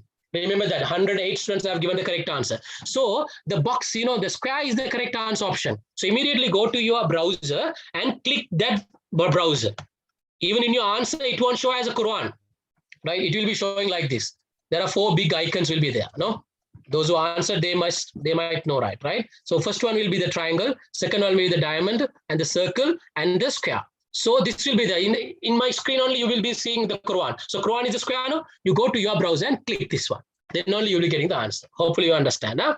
Right. Now I think next question, most of the students can answer. So remember this answer, Wahi Matlu is example for Al-Quran. Wahi Ghairu Matlu is what? Hadith.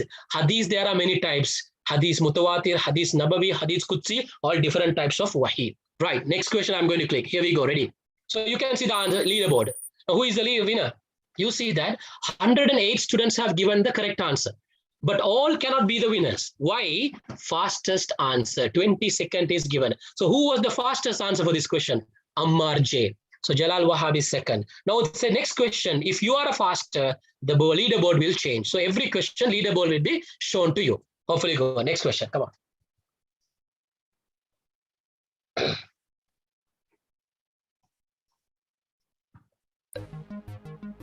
Amal. Ada kalat. Kalat igal. Oh, அடுத்தவா பரட்டி எதை போடணும்?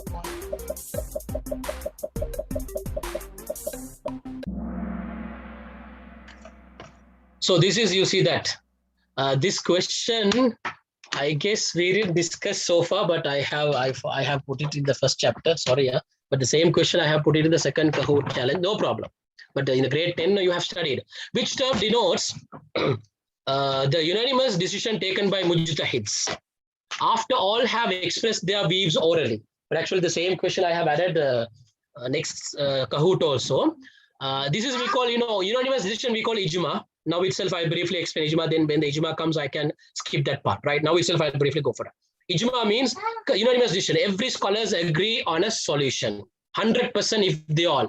After all have expressed their view orally, we call ijma sari. Comprehensive ijma, complete ijma. Complete ijma, right?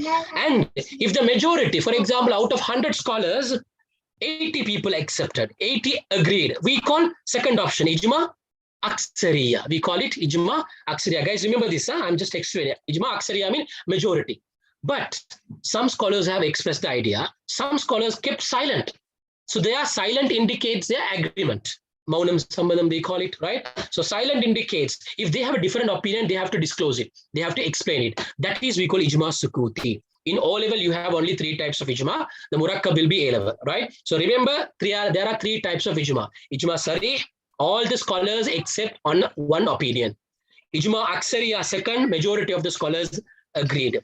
Ijma sukuti mean silent ijma. Simply we call it silent ijma. Right. We'll go for the leaderboard. Who is the winner? It will be changing. Oh my goodness. Very good, Ammar. You are still on board. Right. Next question.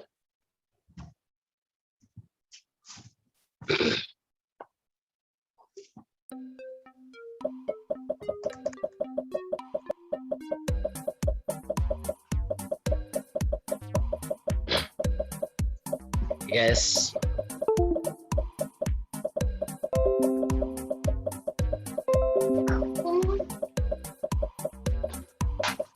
Okay. So, my goodness, I have a doubt now which set of question I have put it. No problem, guys. No problem, guys, because I think I have taken the second quiz challenge, I guess. I forgot. It's okay, no problem. Right. Which method of, because grade 10 already have studied, which method of ijtihad involves comparison in order to arrive at a decision? Which method of ijtihad involves comparison in order to arrive at a decision, right? So comparison decision we call qiyas, right? Comparison decision we call qiyas. Huh? So we will discuss about it. Leaderboard, very good. So far 3 questions, the board is not changed. Still he is leading. I think next set of questions. Yes. I have displayed you the second Kahoot questions on.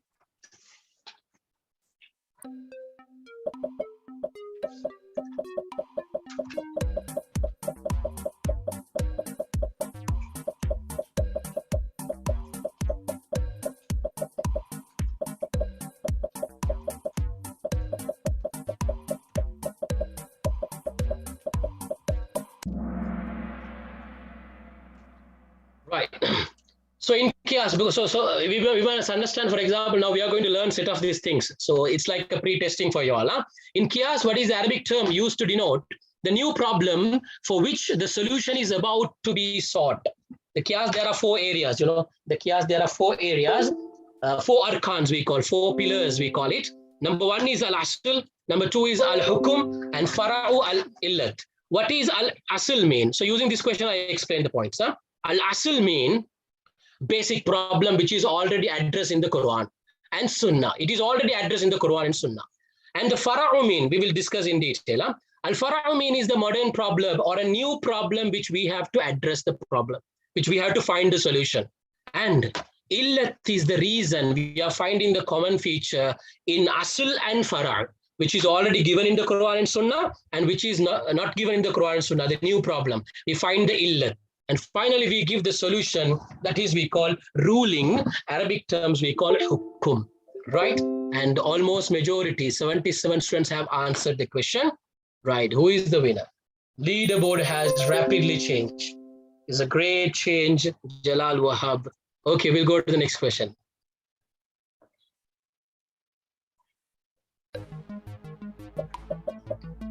Yes.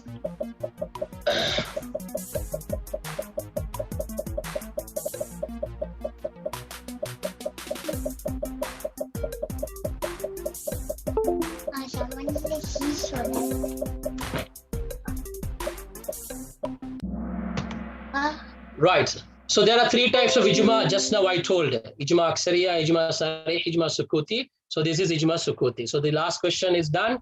So we'll see the winner's name. Huh? Right.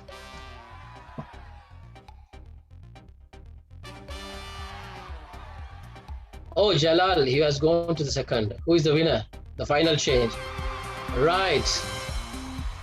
So the third person, so the runners up there is Omar, right? So the third one is Aman Izmi. Second is Jalal Wahab. The winner is Nafla. So your record is there already. Or your winner's name will be in my Kahoot report. It will be there. So what I'm going to do, guys, I'll be displaying the next set of Kahoot also, because at the end, if I don't have the time, it will be a problem for me. So I will be adding, right?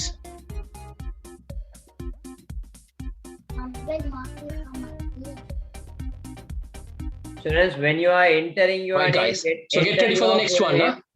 So this is what we so far learned. What we learned so far up to Sunnah. Up to Sunnah. So keep login kahoot.it. Keep login kahoot.it. So this time I will not be explaining the question because already we learned. Right. So I have taken the second set of question. Right. We'll go to this one. Right. Get ready. Log into that. The game pin will be displayed now.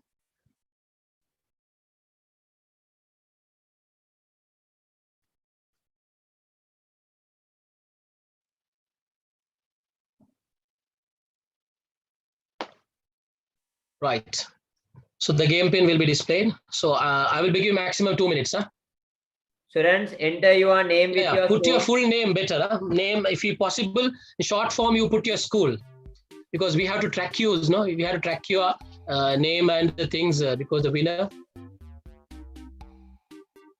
The previous winner, you know, the one who win the first one, Jalal and Nafla and the other one, please send your mobile number or email address, anything, so that we can keep your record, because name will be there, but to contact you all, that's a problem.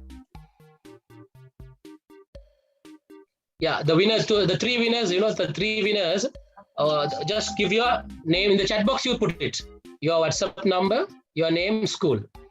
So Hilmi sir will be taking a note of it. The winners, we'll consider, at the moment we decided the first one, you give it, we will consider that. So this time the fast, within 1 minute to 260 students have come. I hope you all are enjoying the session. This question is very interesting for you all. Send to Hilmi sir privately in the chat box itself, your name, school and the contact detail. So then only we can inform you. So Hilmi sir, if you are going to talk, just send a message that you are going to talk, because I can't hear anything. Okay, you talk. Okay, students, listen carefully. So the student Nafla, okay, and the other two, send a message to our cashier. Her number is what, Baba? 077 555. Note down this. Okay, others also, if you are a winner, means you should send in below the website, the number is there, Baba, or below the website, the number is there. 077555298. Okay. Send her message that we want this thing. Okay. So she will look into that. Send your name, school, grade. Okay. Just send your name, school, and the other one is what? The grade. Okay.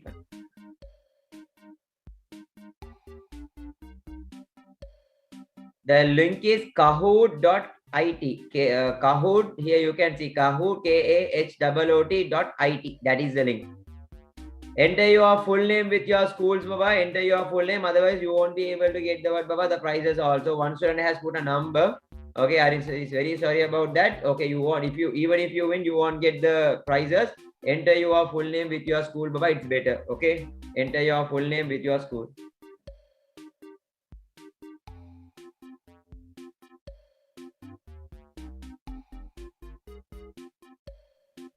So we are going to start. Only 30 seconds more.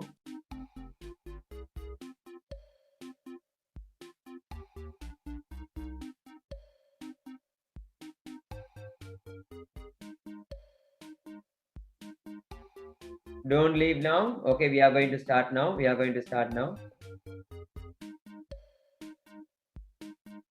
Okay, right. We'll start, because it's still 2:41 only.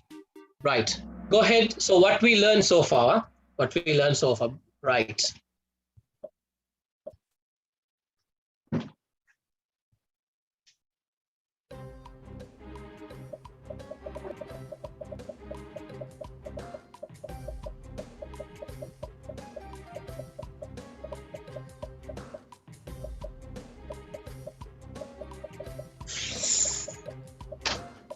This was people answered. So this time students are very fast, right? So you know that another name for Sunnah, Hadith. It's very clear. Still, you all have a confusion with Qawlu Sahabi. Qawlu Sahabi is another secondary source of Islamic law, which refers to Sahaba statements. Other first two are not related, right? Kalam and Insha is not just in Arabic terms. Right. We'll see the winner. Abdus Samad. Right. Go ahead, the second question. I'll make it faster because I have another 2 chapter Ijman Qiyas.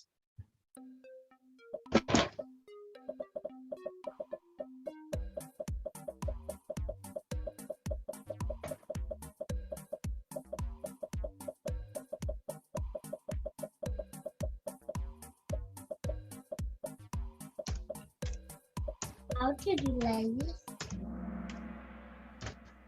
No, who's winner? Right. What is the last surah in the Quran? This also I told you, according to the Tartibu Tilawat, recitation order. According to the Tartibu Tilawat recitation order, what is the last surah? Suratul Nas. Right? 177 students have given. But leaderboard has changed. Muhammad Sharaf. Right? Third question.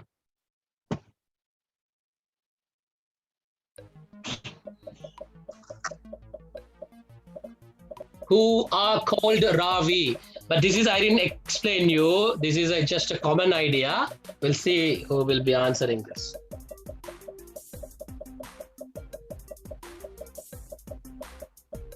Right, who is Ravi? So the Ravi is the person who narrate the hadith, right? Commenter of hadith, those who memorize the hadith, there are no Arabic terms for that. Those who compile the hadith, sometimes we call muhaddis, right?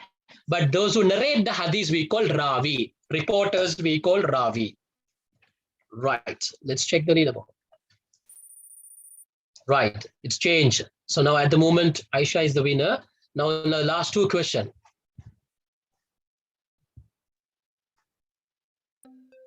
I just explained this one. Which wife of Prophet ﷺ preserved the compiled copy of the Quran after Abu Bakr radiallahu anhu?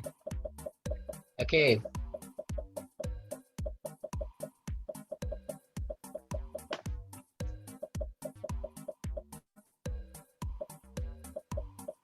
Right, it's obviously Hafsa radiallahu anhu, Umar radiallahu anhu's daughter, at the same time Rasul sallallahu alaihi wasallam's wife. It's a rapid change. It's not changed yet. Okay, fine. Go to the next one. The last question will be decided our winner. So the winner, quickly send a message with your name and school, the contact detail to Hilmi sir.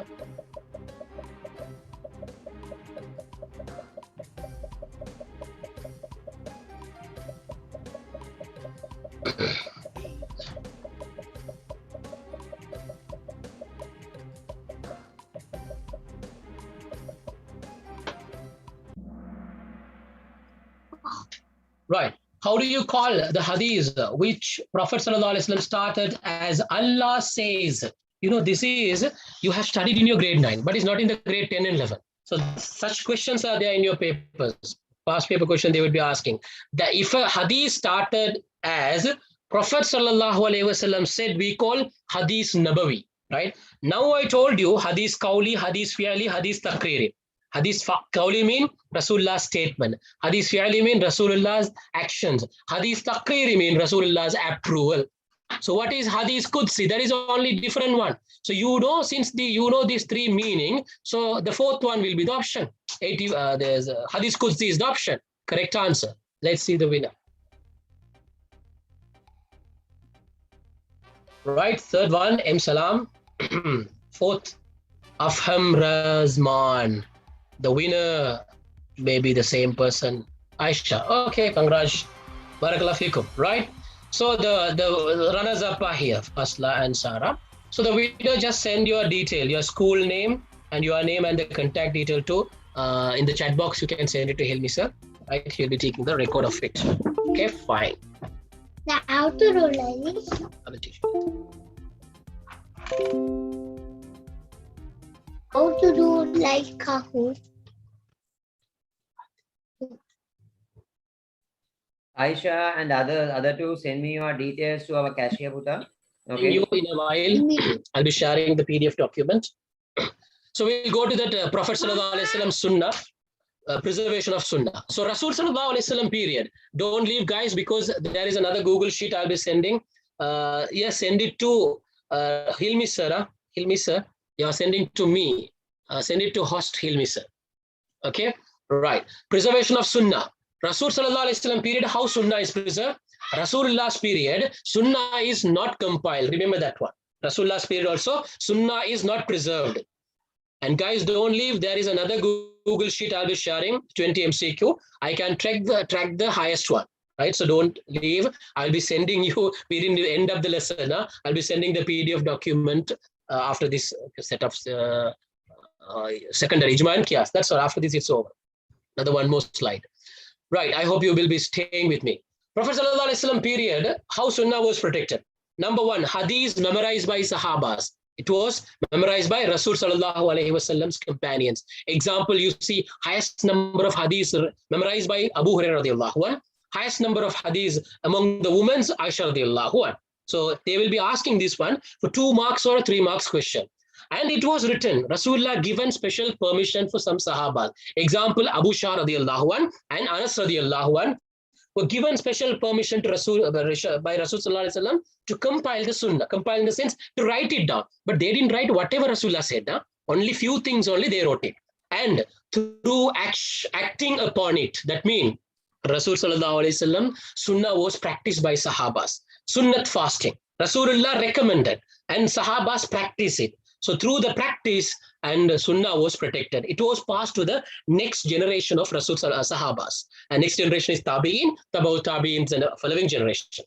And very important thing, Rasulullah Sunnah was taught by Sahabas we call Ashabus Sufa, companions of the bench. Right in front of Masjid al-Nabawi, there is a place allocated for the Sahabas, around 70 odd Sahabas. They don't have any houses, they don't have any family. So Rasulullah allocated that place for them. So those Sahabas are responsible to teach Rasulullah Sunnah. They will be staying full time at Masjid al-Nabawi and they learn from Rasulullah. Whoever comes to get the knowledge from them, so these Sahabas explain them. These are the 4 methods how Rasulullah's Sunnah was protected during his period. During Sahaba's period also, it was not compiled. Unlike Quran. Quran was protected during Sahaba's period, no. But that means during Abu Bakr's last period, Usman radiallahu anh period. But Rasulullah's Sunnah was not compiled.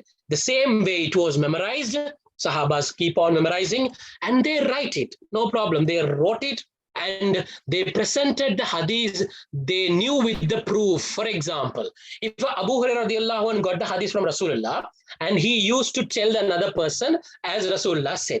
For example, if Abu Hurairah radiallahu anh narrated this hadith to, say Zayd ibn Abi Waqqas radiallahu anh, when Zayd ibn Abi Waqqas radiallahu anh narrate to another person, you know how they used to narrate it.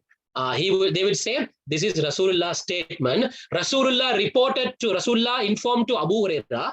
Abu Hurairah radiallahu anh reported to Sa'd ibn Abi Waqqas. It's me, and I'm telling you.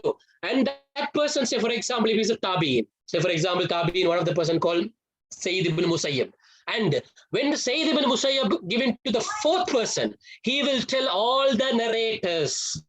That's what I told. These people only we call it narrators, right? They call it narrators. Narrators in Arabic word we call Ravi. Remember this word, huh? Ravi mean narrator. There is a narrator's chain. I said now, say Abu Hurairah radiallahu anh, he conveyed to Sa'd ibn Abi Waqqas radiallahu anh, and he given to the tabi'in Sayyid ibn Musayyib, and he give to another tabi. Likewise, there are many people. Based on the number of Ravi reporters, hadith will become more strong. Now we are telling hadith sahih, hadith da'if because of the reporters chain. What do you call the reporters chain in Arabic? Remember this word, MCQs, al-isnad. They call it isnad, or else they use the word sanad. Right? Sanad or isnad mean reporters chain. The one reporter we call it Ravi. Abu Hurairah radiallahu anh was a Ravi. Right? Sayyid ibn Abi Waqqas radiallahu anh, a Ravi. But entire this reporters chain from Sahabas to Imams. Example, Imam Bukhari rahmatullah, Imam Muslim rahmatullah. Those Imams who compiled the Hadith, Siyah Sitta, 6 compilers you will be studying in grade 11. Right? The entire narrators chain in Arabic we call Isnad or Sanad. Isnad or Sanad. In a Hadith, if you take a Hadith, right? If you take a Hadith, there are 2 parts in the Hadith. One I told now, Sanad. That is mean reporters chain. So the reporters chain will be narrated. And after that, the message is there. What Rasulullah mentioned as a qawlus, Rasulullah, Hadith fi'ali or Hadith qawli, the Rasulullah statement, we call it matan. If you take any Hadith, the content of Hadith we call Hadith matan. Remember these 2 terms. This is only for the MCQ. And once they ask for the part 2 marks question, what are the 2 includes of Hadith? Define the term. Sanad then is matan, right? Sanad means reporters chain, and matan is content of Hadith. Content of Hadith. Right. They lived according to Sunnah. Even Sahabas, after the Sahabas, Tabi'ins also, they have practiced Rasulullah's Sunnah. Now, the next generation, you must understand, those who met Rasulullah, we call Sahabas. Those who met Sahabas, we call Tabi'ins. Those who met Sahabas. Those who met Tabi'ins, we call Tabaw Tabi'in. During this Tabaw Tabi'ins period only, the Sunnah was officially compiled. This was MCQ question. During which Khalifa's period Sunnah was compiled. In your grade 11, under the Sunnah topic, it is in detail, it's there. But in grade 10, they didn't mention in detail. Just I will tell you, Umar ibn Abdul Aziz rahmatullah.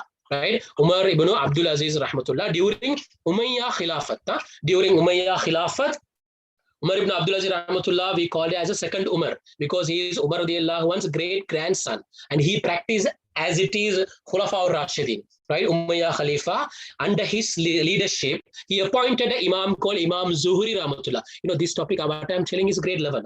Like just I'm telling you, grade 11 topic. That Imam only initiated the process, and finally, the first Hadith book was compiled by 2 major Imams, Imam Malik rahmatullah, Muwatta Malik, Imam Ahmad rahmatullah, Musnad Ahmad, right? So they met with people who knew the Hadith and they confirm it. So Imam Bukhari rahmatullah, Imam Muslim rahmatullah, you can go through it in detail, right? Right.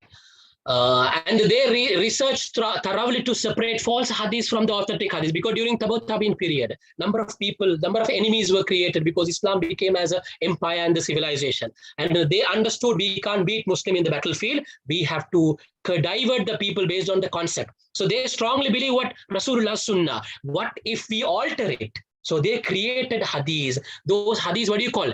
Fabricated hadith. What do you call that? Fabricated hadith. In Arabic, we call hadith mawdu. Hadith mawdu, fabricated hadith or false hadith. In terms of Rasul sallallahu alaihi wasallam, they are using hadith. For example, those who eat pumpkin will go to paradise. Fabricated hadith. Not Rasulullah said, but they would say what? Rasul sallallahu alaihi wasallam said, those who eat pumpkin will go to paradise. Right? And Rasulullah's one hadith is there. No prophet will become after my arrival. So that is Rasulullah's hadith. They took that Rasulullah hadith and they alter it. How they alter it? There will not be any prophet if Allah wishes only. The last part is added. So Muslims will be confused. They research that. So Tabaut scholars, what they did a research. What is that research we call? The field separately established Asma or Rijal. We will study this topic in grade 11 in detail. Asma or Rijal and Ilmul Jarah wa Ta'dil. There are two separate arts developed based on hadith. We call Asma or Rijal and Ilmul Jarah wa Ta'dil. Right. And they found answers to the problems with the help of hadith. For example, Rasulullah's hadith was addressed by Sahabas straightforward way. But Tabi'in and Tabaut Tabi'in period, there were many problems because Rasulullah was not there, Wahi was stopped, and they wanted to find a solution, many solutions. So what they did, they used the Rasulullah's Sunnah, they tried to find out the hidden meaning. And finally, they gave solution. So Sunnah was investigated in detail. So Sunnah was protected. Explanations were written on hadith. Right? And finally, to teach hadith separately, they built separate faculties. You know, universities we call today, university, there are faculties now. Likewise, during that Tabaut Tabi'in period, the mosque functioned as a university, separate faculty, that means the faculty of tafsir, Quran explanation, faculty of hadith, faculty of Quranic arts of Quran, faculty of different fields, right? Likewise, the separate arts. So nowadays in the world, they are giving degree, master's degree, PhD in hadith research. Likewise, they started in the Tabaut Tabi'in period itself, right? So these are the things in the grade 11 you have to focus on hadith. Now I'll come to the secondary sources of Islamic law. You have to focus only ijma qiyas, right? Under ijma, there are three possible questions. Mark my word. They will not ask anything else beyond this. Three possible questions. The three possible questions, I put it in the points here. These are the only thing. Even sometime in your textbook, it's given Quranic verse hadith. But for the exam, this is the thing you wanted to focus on. What is ijma for 2 marks definition? Or else an evidence from the Quran and Sunnah for ijma. It's given here. What is ijma? Ijma means collecting together, or else consensus decision. Consensus decision. That means all the scholars got together and take the decision. So the detailed definition I gave here. What do you mean by that? Unanimous decision made by the mujtahid. Who are mujtahids? The scholars who are expert in the particular field, right? They will be finding the solution for a new problem. In Sri Lanka, there are no mujtahids, right? To a problem, in grade 11, you will study what are the qualifications of mujtahid. To a problem which arises after Prophet Muhammad sallallahu alaihi wasallam, for which there is no direct solution in Al-Quran and Sunnah. There is no direct solution. It is indirectly mentioned in the Quran and Sunnah. So that is we call ijma. All the scholars get together and they come to the unanimous decision. All solely agree on, for example, modern problem I will tell, cigarette. So on cigarette, all the scholars in the world agreed on what? Haram. Nobody has said makruh or whatever. Everyone unanimously agreed on haram. So we call it smoking is a haram according to ijma. According to ijma. What Rasulullah's hadith talk about ijma? Ijma is not directly given permission. Remember that ijma is a kind of a discussion process, no gathering, right? So Rasulullah said, without doubt, my ummah will never be gathered in misguidance. That means if my ummah gather and if they take a decision on a problem or on an issue, it will be a guide. It will be a good solution. They will not be gathered for a wrong thing. That's what Rasulullah said. That means indirectly Rasulullah say, if we discuss together, if we come to the final solution, definitely we will be getting a proper solution only. So this is the evidence for the ijma from Rasul Sallallahu Alaihi Wasallam Sunnah. They will be asking 2 types of or 3 types for 3 marks question. As it is, you write it, you will be getting marks. Number 1, ijma sarih. I already told in the question also. Ijma sarih means it's a comprehensive ijma. Or is very clear ijma. In another term in Arabic, we call ijma qawli, right? Ijma qawli or ijma sarih mean For example, all 100 scholars, right, 100 mujtahids gathered and all agreed on a solution. For example, I told consuming alcohol or whatever, or smoking or whatever the things, share market issues, 100% they all given the permission with condition. Then we call it ijma, all agreed, no doubt at it. Second, sometime in the share market issues, majority give the permission. Some people would say better to avoid. Right, say 90 scholars have given the permission. Okay, we can do it, but there are conditions. But there are 10 scholars, they said, better we have to avoid it. For example, the Bitcoin, the cryptocurrency, now it's trending now. Different types of Bitcoins are coming, cryptocurrencies, digital currencies are there. But majority of the scholars, they said, they didn't say haram. They have said it's better to avoid. But the 10% of scholars, still they are giving the permission. Still they give permission, but nobody has said haram. But there are some scholars, they have given haram. Very minority of the people have given haram because of many conditions. It's not a time to explain everything. So majority of the people said on an opinion, say haram mean, we take it as a final decision. That is, we call opinions of the majority of the mujtahids. Ijma aksariya, right? And ijma sukuti. That means out of 100 scholars, 80 scholars revealed the idea. They said, okay, Bitcoin, we can't say haram. If these conditions are applicable, it is haram. If not, it is allowed. 80 people said. But rest of 20 people kept silent. If they have a different opinion in Islam, it is a fatwa, no, because entire Muslim ummah going to follow. If they have a different solution, they have to reveal it. So they are just keep quiet, Everyone agree only, they keep quiet. For example, your teacher is asking in the classroom, we have a small idea, so we will get the idea. The winner, the person who is winning in the classroom, first rank, what is the gift we'll give? I have 3 options.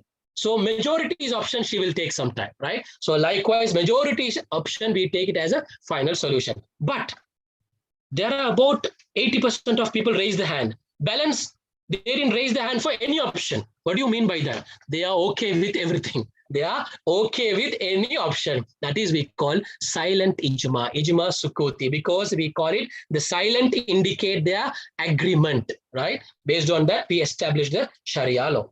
What is the benefit? Why ijma is important? Benefit is what? Because it will establish unity. Why? Only that 100 scholars only take the example, taking 100 mujtahids around the world. Only these 100 people's solution will be accepted by how many? Around in Sri Lanka, the world, how many Muslims population is there? Under 300 crores, right? I guess 300 crores or 400 crores, right? No. Around 150 crores. Now it is 170 crores. So because of that 100 people solution, how many people are going to follow that? 170 crores Muslims. It unites the Muslim ummah, unlike other society. Number 1. Number 2, discipline structure.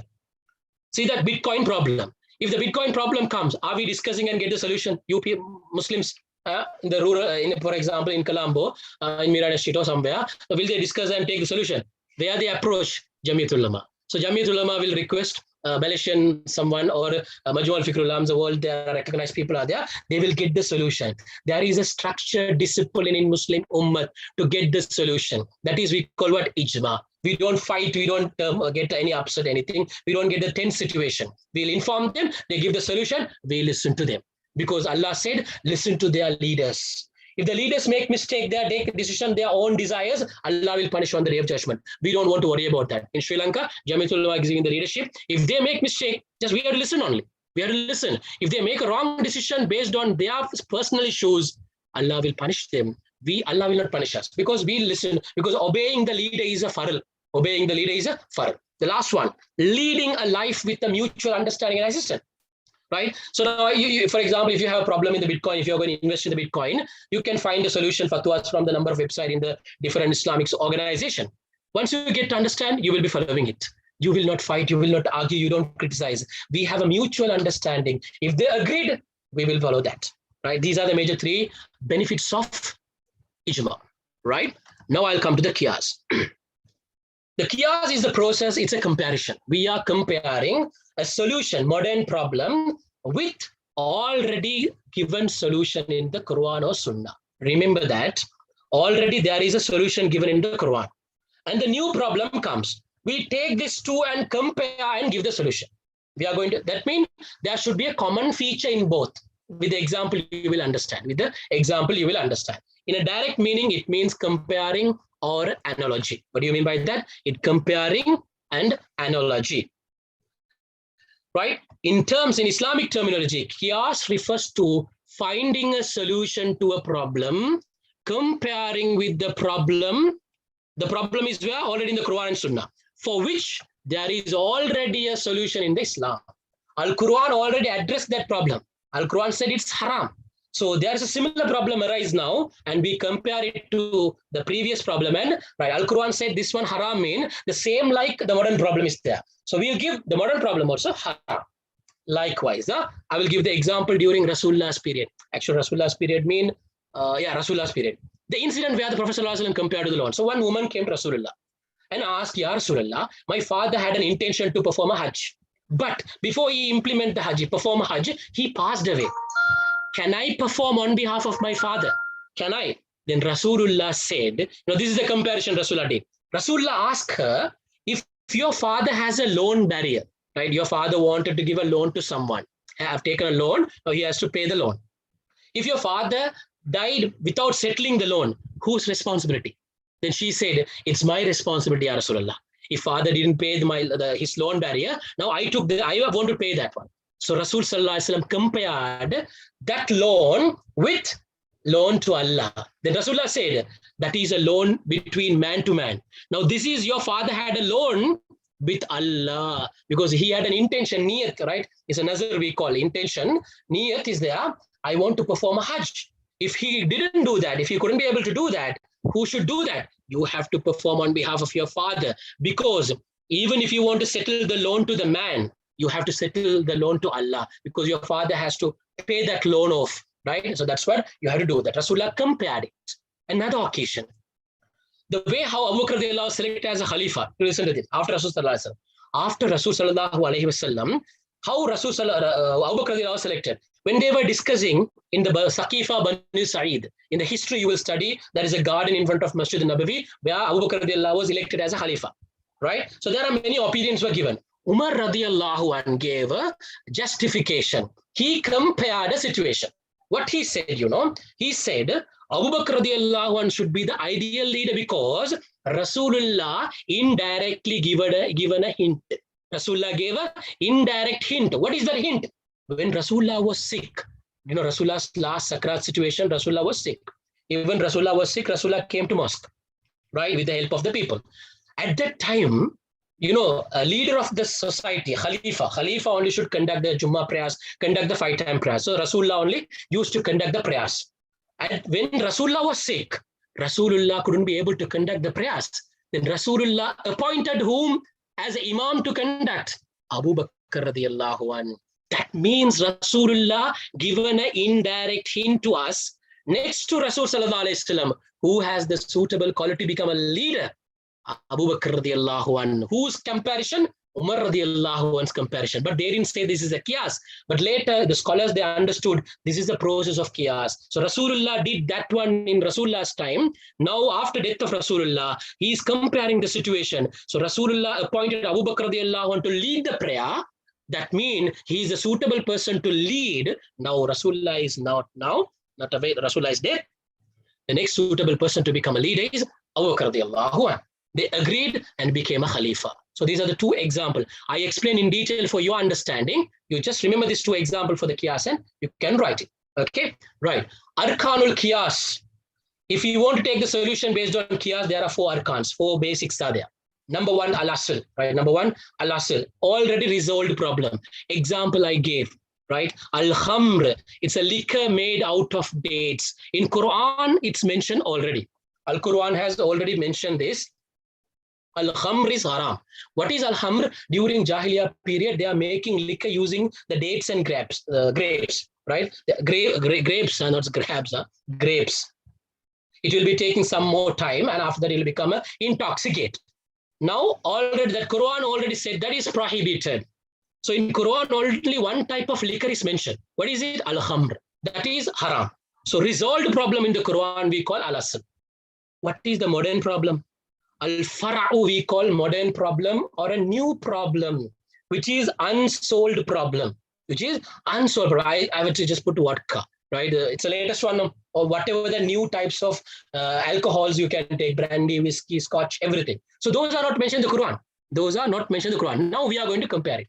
Why we are going to compare it? Already in Quran mentioned only one type of liquor. So these are different type of liquors. Okay, we'll compare it now. So what is the common feature in these two? This is we call illat. What is illat mean? Reasoning why Allah prohibited this khamr, or else the reason why we want to make haram for these two, because of the common feature found in the both the problem. What is the common feature? Rasulullah also mentioned intoxication. Because of intoxication, Allah made it haram. If you are intoxicated, you don't know what you are speaking. You will lie, you will fight. There are problems to carry on. And number two, Al-Quran said it's harmful to health. The health problems are there, right? It's not benefited at all. Is these two reasons, the two common feature, can we find in the vodka? Absolutely. More than this. More than khamr, it will be very dangerous. Vodka, whatever the modern brand it is, whiskey, everything you can find this common feature. We could find both. Al-Asl also we find, the modern problem also we found the common feature. Then we are going to give the fatwa. Hukum is what? Solution to the problem. Since al-khamr is haram due to intoxication, vodka also haram. This is the way of taking the solution for qiyas. Example, another example is a raffle draw. Raffle draw means today's raffle draws are their casino, gambling methods. So without any effort, effortless gaining we call gambling. If there is effort, no problem. Effortless gaining we call gambling. Rasulullah's period, there was a different type of gambling we call maisir. That was haram. Why it was haram? I'll simply say, Rasulullah's period, gambling we call maisir, not maisir. That is haram because the reason is what? It's a chance-based, right? It's a chance-based. Some party lose, one party wins. So there is both parties are not winning. So one party lose, another party losing. Right? In Muamalat, we will study in detail why interest is haram, why gambling is haram. That is the reasons are there. So common feature we can find in the maisir, which is mentioned in the Quran, and the modern days raffle draw, sweep tickets, Sanida Vasana, and what they call casino. All these have the same problem, chance-based. There's no effort and knowledge is involved, no risk at all. So that's what that is also haram. Hope you understand. So these are the other sources of Islamic law, other secondary sources, right? Other secondary, you want to remember only the meaning. So you don't want to explain anything. So give me a few minutes, 1 minute. Give me 1 minute. So you just go through this one. I will share the PDF now. Then you can download it. Those who have registered already, you can download from the website. Don't leave. I will drop the PDF in the, give me a minute.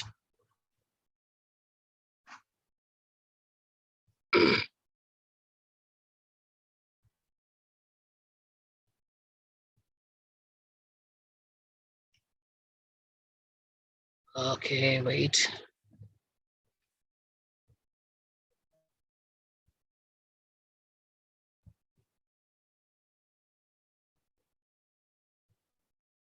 So you can download from the chat box. I will be sharing now from my computer.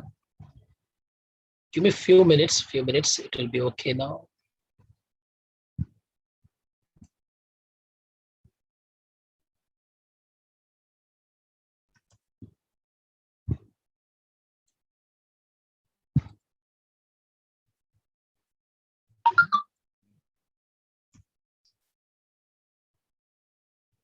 Usulul Fiqh, right? Okay. You can see in the chat box. Allah, Hilmi, I by mistakenly I put it to send it to you. Okay, no, I will put it again. Okay, guys, I think you can get it now. I hope you got it.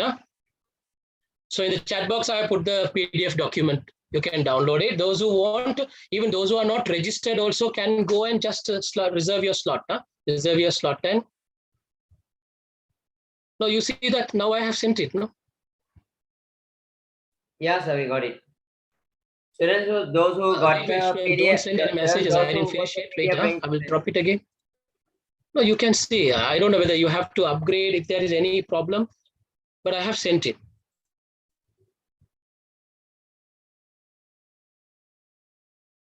Okay, wait. I will just finish it this one and we'll address the issue. You can ask your questions also. Just only you want to memorize the meaning only, so no much detailed explanation, but I'll just briefly explain. Istihsan means to consider something good and comparing it with good.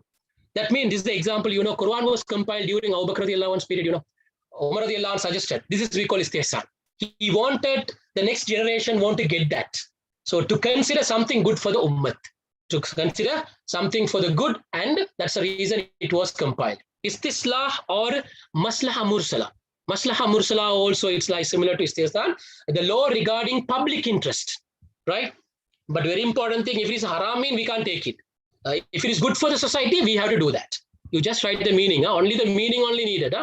Ash-Shara'i Sabika mean the laws from the earlier scriptures. That means from Musa alayhi salam, Taurat, Injil, Zabur. There are some laws are mentioned in the Quran. So those laws also we can consider to implement a Sharia law. Istishab mean presumption of continuity. For example, simple example I can tell you, when you are praying, if you have a doubt that whether you have prayed 4 rakats or 5 rakats, but you are 100% sure you have prayed 4 rakat, but your doubt is whether I prayed 5 rakat. So no problem, you can continue, complete 4 rakat. But if you have a doubt 3 rakat or 4 rakats, right? But you have a 100% sure 3 rakats you prayed. So you establish your intention that 3 rakats I prayed. And fourth rakat I didn't pray. So you pray 1 rakat and do the sajda sahwu. That means presumptions of continuity, right? If they have a doubt, you establish, okay, this is confirmed. And you make a assurity. For example, while you are praying, you have a doubt whether your wudu is nullified or not. Maybe sometime whether something happened or not, you will have a doubt. So you make sure that no, nothing happened. Presumption of continuity, right? Uruf, customary law, traditions and customs. Traditions and custom, but the tradition and custom is against Islamic Sharia law. We are not accepting it. Okay. Qawl Sahabi, the claims of Sahabas. Whatever Rasulullah, Sahabas said, there are many Umar radiallahu statements are there. Ali radiallahu one statement, Sa'd ibn Abi Waqqas, Abdullah ibn Umar radiallahu in our textbooks, syllabus book, there are many statements from Umar radiallahu and Ali radiallahu. So those statements we can consider to establish a Sharia law because they will not reveal any type of statement against Quran and Sunnah because those are Sahaba statement. Okay. Right. Last one, Shaddan Lizzariya. That means preventing the way that leads to evil. For example, you are asking Bitcoin, for example, the Bitcoin. Sometimes if the Bitcoin leads to an economic crisis, then we have to ban it. So Islamic, so Muamalat part, is Islamic finance topic. Sometimes some people ask him MLM, multi-level marketing. So they said it will create another way. People will try to do and corrupt it and will be cheated by the people. Then we have to prevent it. If it is lead to evil activity, we have to stop that activity, right? So only the thing is you have to memorize these 7 other secondary sources of Islamic law, right? Guys, I will again share the link. So the self-check, you can do it leisurely at home. You can refer the notes and you can do it. Now I'll open the chat box. You can write it to me. Now I send it. Again, I send it to him.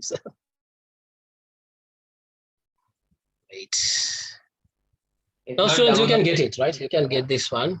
You see that?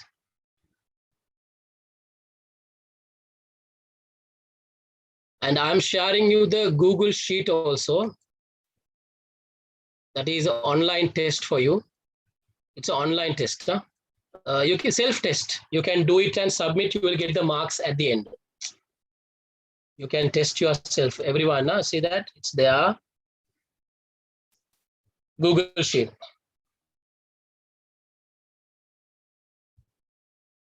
Yeah, only one PDF 2-3 times I sent.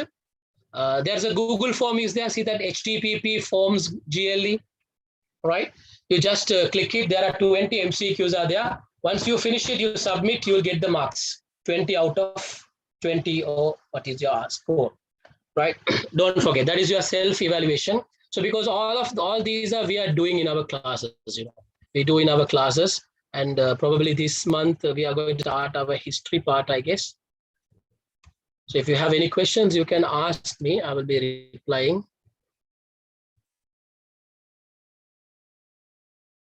Okay, fine. Tude, that is a PDF tutorial. What I explained: Quran, Sunnah, Ijma, Qiyas, right? If you all have any doubts, you can call this number. This is EDU-ZONE's number, and my number is given here. EDU-ZONE, if you want to get any, reserve your slots. If you have any queries, you can ask me. There are two numbers. One is, this is my number. So if you have any question, now you can ask. Right, so don't forget to do that Google Sheet because it will self-test for you. No, the PDF I shared. So otherwise, what you do, go to www.eduzoncollege.com. You can find a free seminar, my slot. Just register because it's free, no? Just register and download the tune. It's there in the tune, right?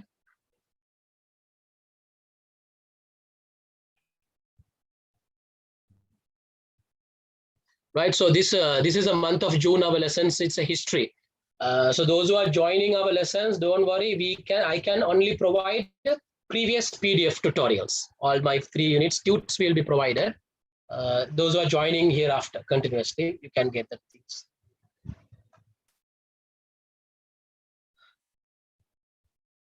Yeah, the guys, how you can join, you can visit this eduzoncollege.com. You log in, right? You sign in using your email address and a password. You can create an account there. Student login option. You can find all the subjects. So you can just click Islam subject. It will come. My name is there, Shakeel Ismath, and you can reserve your slot, right? So this June month is reserved. Every Thursday we have the classes. This is the way we are conducting. So we cover up all the syllabus before maybe around November or something else. Okay, Hilmi sir want to talk, he will explain. Wow. Students, if anyone wants to join the Shakeel sir's class, okay, so some students, they were asking the question how to join the class. So what you should do, you should visit EDU-ZONE-college.com. Okay, you should visit EDU-ZONE-college.com. Okay, you should visit EDU-ZONE-college.com. Once you visit EDU-ZONE-college.com, click the student login. Once you click on the student login, here there is a registration form. Fill this registration form. After that, here enter your email address and the password. When you are registering, you should provide email address. That email address only you should enter here. When you are registering, you should provide a password. That password only you should enter here. Better enter a number here. It's better. Okay, better enter a number. Okay, I'll explain you how to join the classes for the Islam, Baba. Enter your email address. And after that, enter your password. After that, click the sign in. Small procedure. After that, select your grade, select your medium, select your subject Islam. After you selecting the subject Islam, select the lecturer name Shakeel Ismath. After that, click the show lesson. After you click in the show lesson, if it is a free session, if you want to download the tute, just click the join free. And after that, below that, the tutes are available. Okay, below that one, it will say free. Below that one, the tutor. If you click this one, you can download the tutes. If you want to download the tutes. Okay, if anyone wants to join the class, okay, for grade 10 and grade 11, this is the word Baba. This is the grade 11 slot. Okay, this is the word Baba, the grade 11 slot. Okay, so he didn't put the time actually. Okay, so I'll tell you the time. The Islam class time, which is on, okay, which is on Thursday. Okay, which is on Thursday, 6:15 to 8:15. Okay, the Islam class time is 6:15 to 8:15 on Thursday. So if anyone wants to join means for Baba, you should join through website only. Okay, we will be uploading the link in the website only, Baba. We are not sending through WhatsApp. Easy process. What you should do, just click that lesson. After that, it says requested. Okay, you should make the payment. Okay, you should make the payment in order to join the class, Baba. Either there are two methods. You can deposit the money to this account number. Okay, and you can upload the deposit slip. Or if you have a debit card or credit card, what you can do, you can pay through the debit card and credit card. Those are the two options. Okay, so if you are depositing money to this account for all the EDU-ZONE classes, Baba, you should make the payment to this account only. Okay, if you are making the payment to this account, Baba, after you making the payment, on your deposit slip, you should write down 4 details. What are the 4 details you should write? You should write the name of the student, name of the lecturer, subject, and the month. You should write with a pen. After that, take a picture of that image, that receipt, and after that only you are going to upload. So how to upload, Baba? Here, after you making the payment, here click the choose file, select the image from your mobile, and after that click the upload option. Don't forget to click the upload. So after you clicking the upload option, here you can see the receipt also. After our cashier will, after that our cashier will check your payment, and after that she will accept your payment. Okay. So if you are making an online payment, just click the pay online now option. Okay. You will go to a page like this. Here there are what, Baba, several options. So I'll explain you one option. Example, if you click the Visa card, here you should provide only 4 details. You should provide the card holder's name, card, the debit card or credit card number. Below the card, Baba, there is a number, 3-digit number is the CVV. After that, you should enter your expiry date, and after that, just click the pay.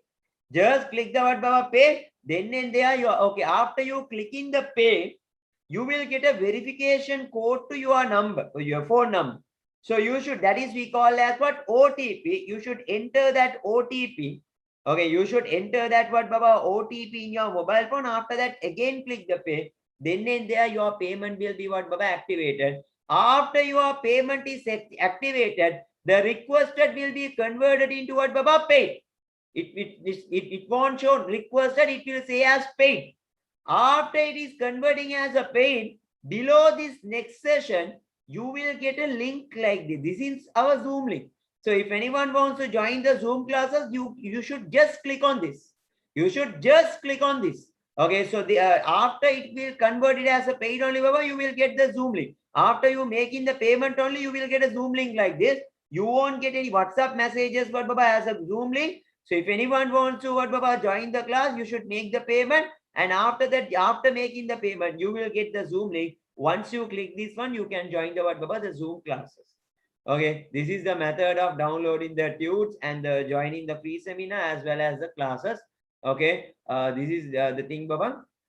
Fine. So I think Shakeel sir is now finished. Okay, now Shakeel sir is finished. So I'll finish the class today, Baba. So I'll finish the class today. So I'll ask Shakeel sir to finish it up. His mic is not working, I think. Yes, sir. Shall I talk? Yeah, sir, please.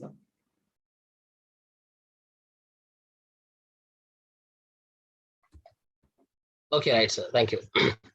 So Jazakallah khair, students. I think you all benefited, I guess. So sorry for 2 times there are the troubles. I wouldn't be able to make it as a flow. So since the time concern only, I little bit fast, right? Hopefully you could understand. So I have shared the PDF tutorial, and I have shared this Google Sheet also. Do that one, self-test, right? So Jazakallah khair for joining. Inshallah, we'll be regularly doing these free seminars, all the subjects, Islam also. Inshallah, we'll meet on another occasion without any disturbance. Inshallah, I hope I could be able to come back. So barakallah feekum. Have a great learning ahead. Stay safe. Assalamu alaikum wa rahmatullahi wa barakatuh. Jazakallah khair, sir.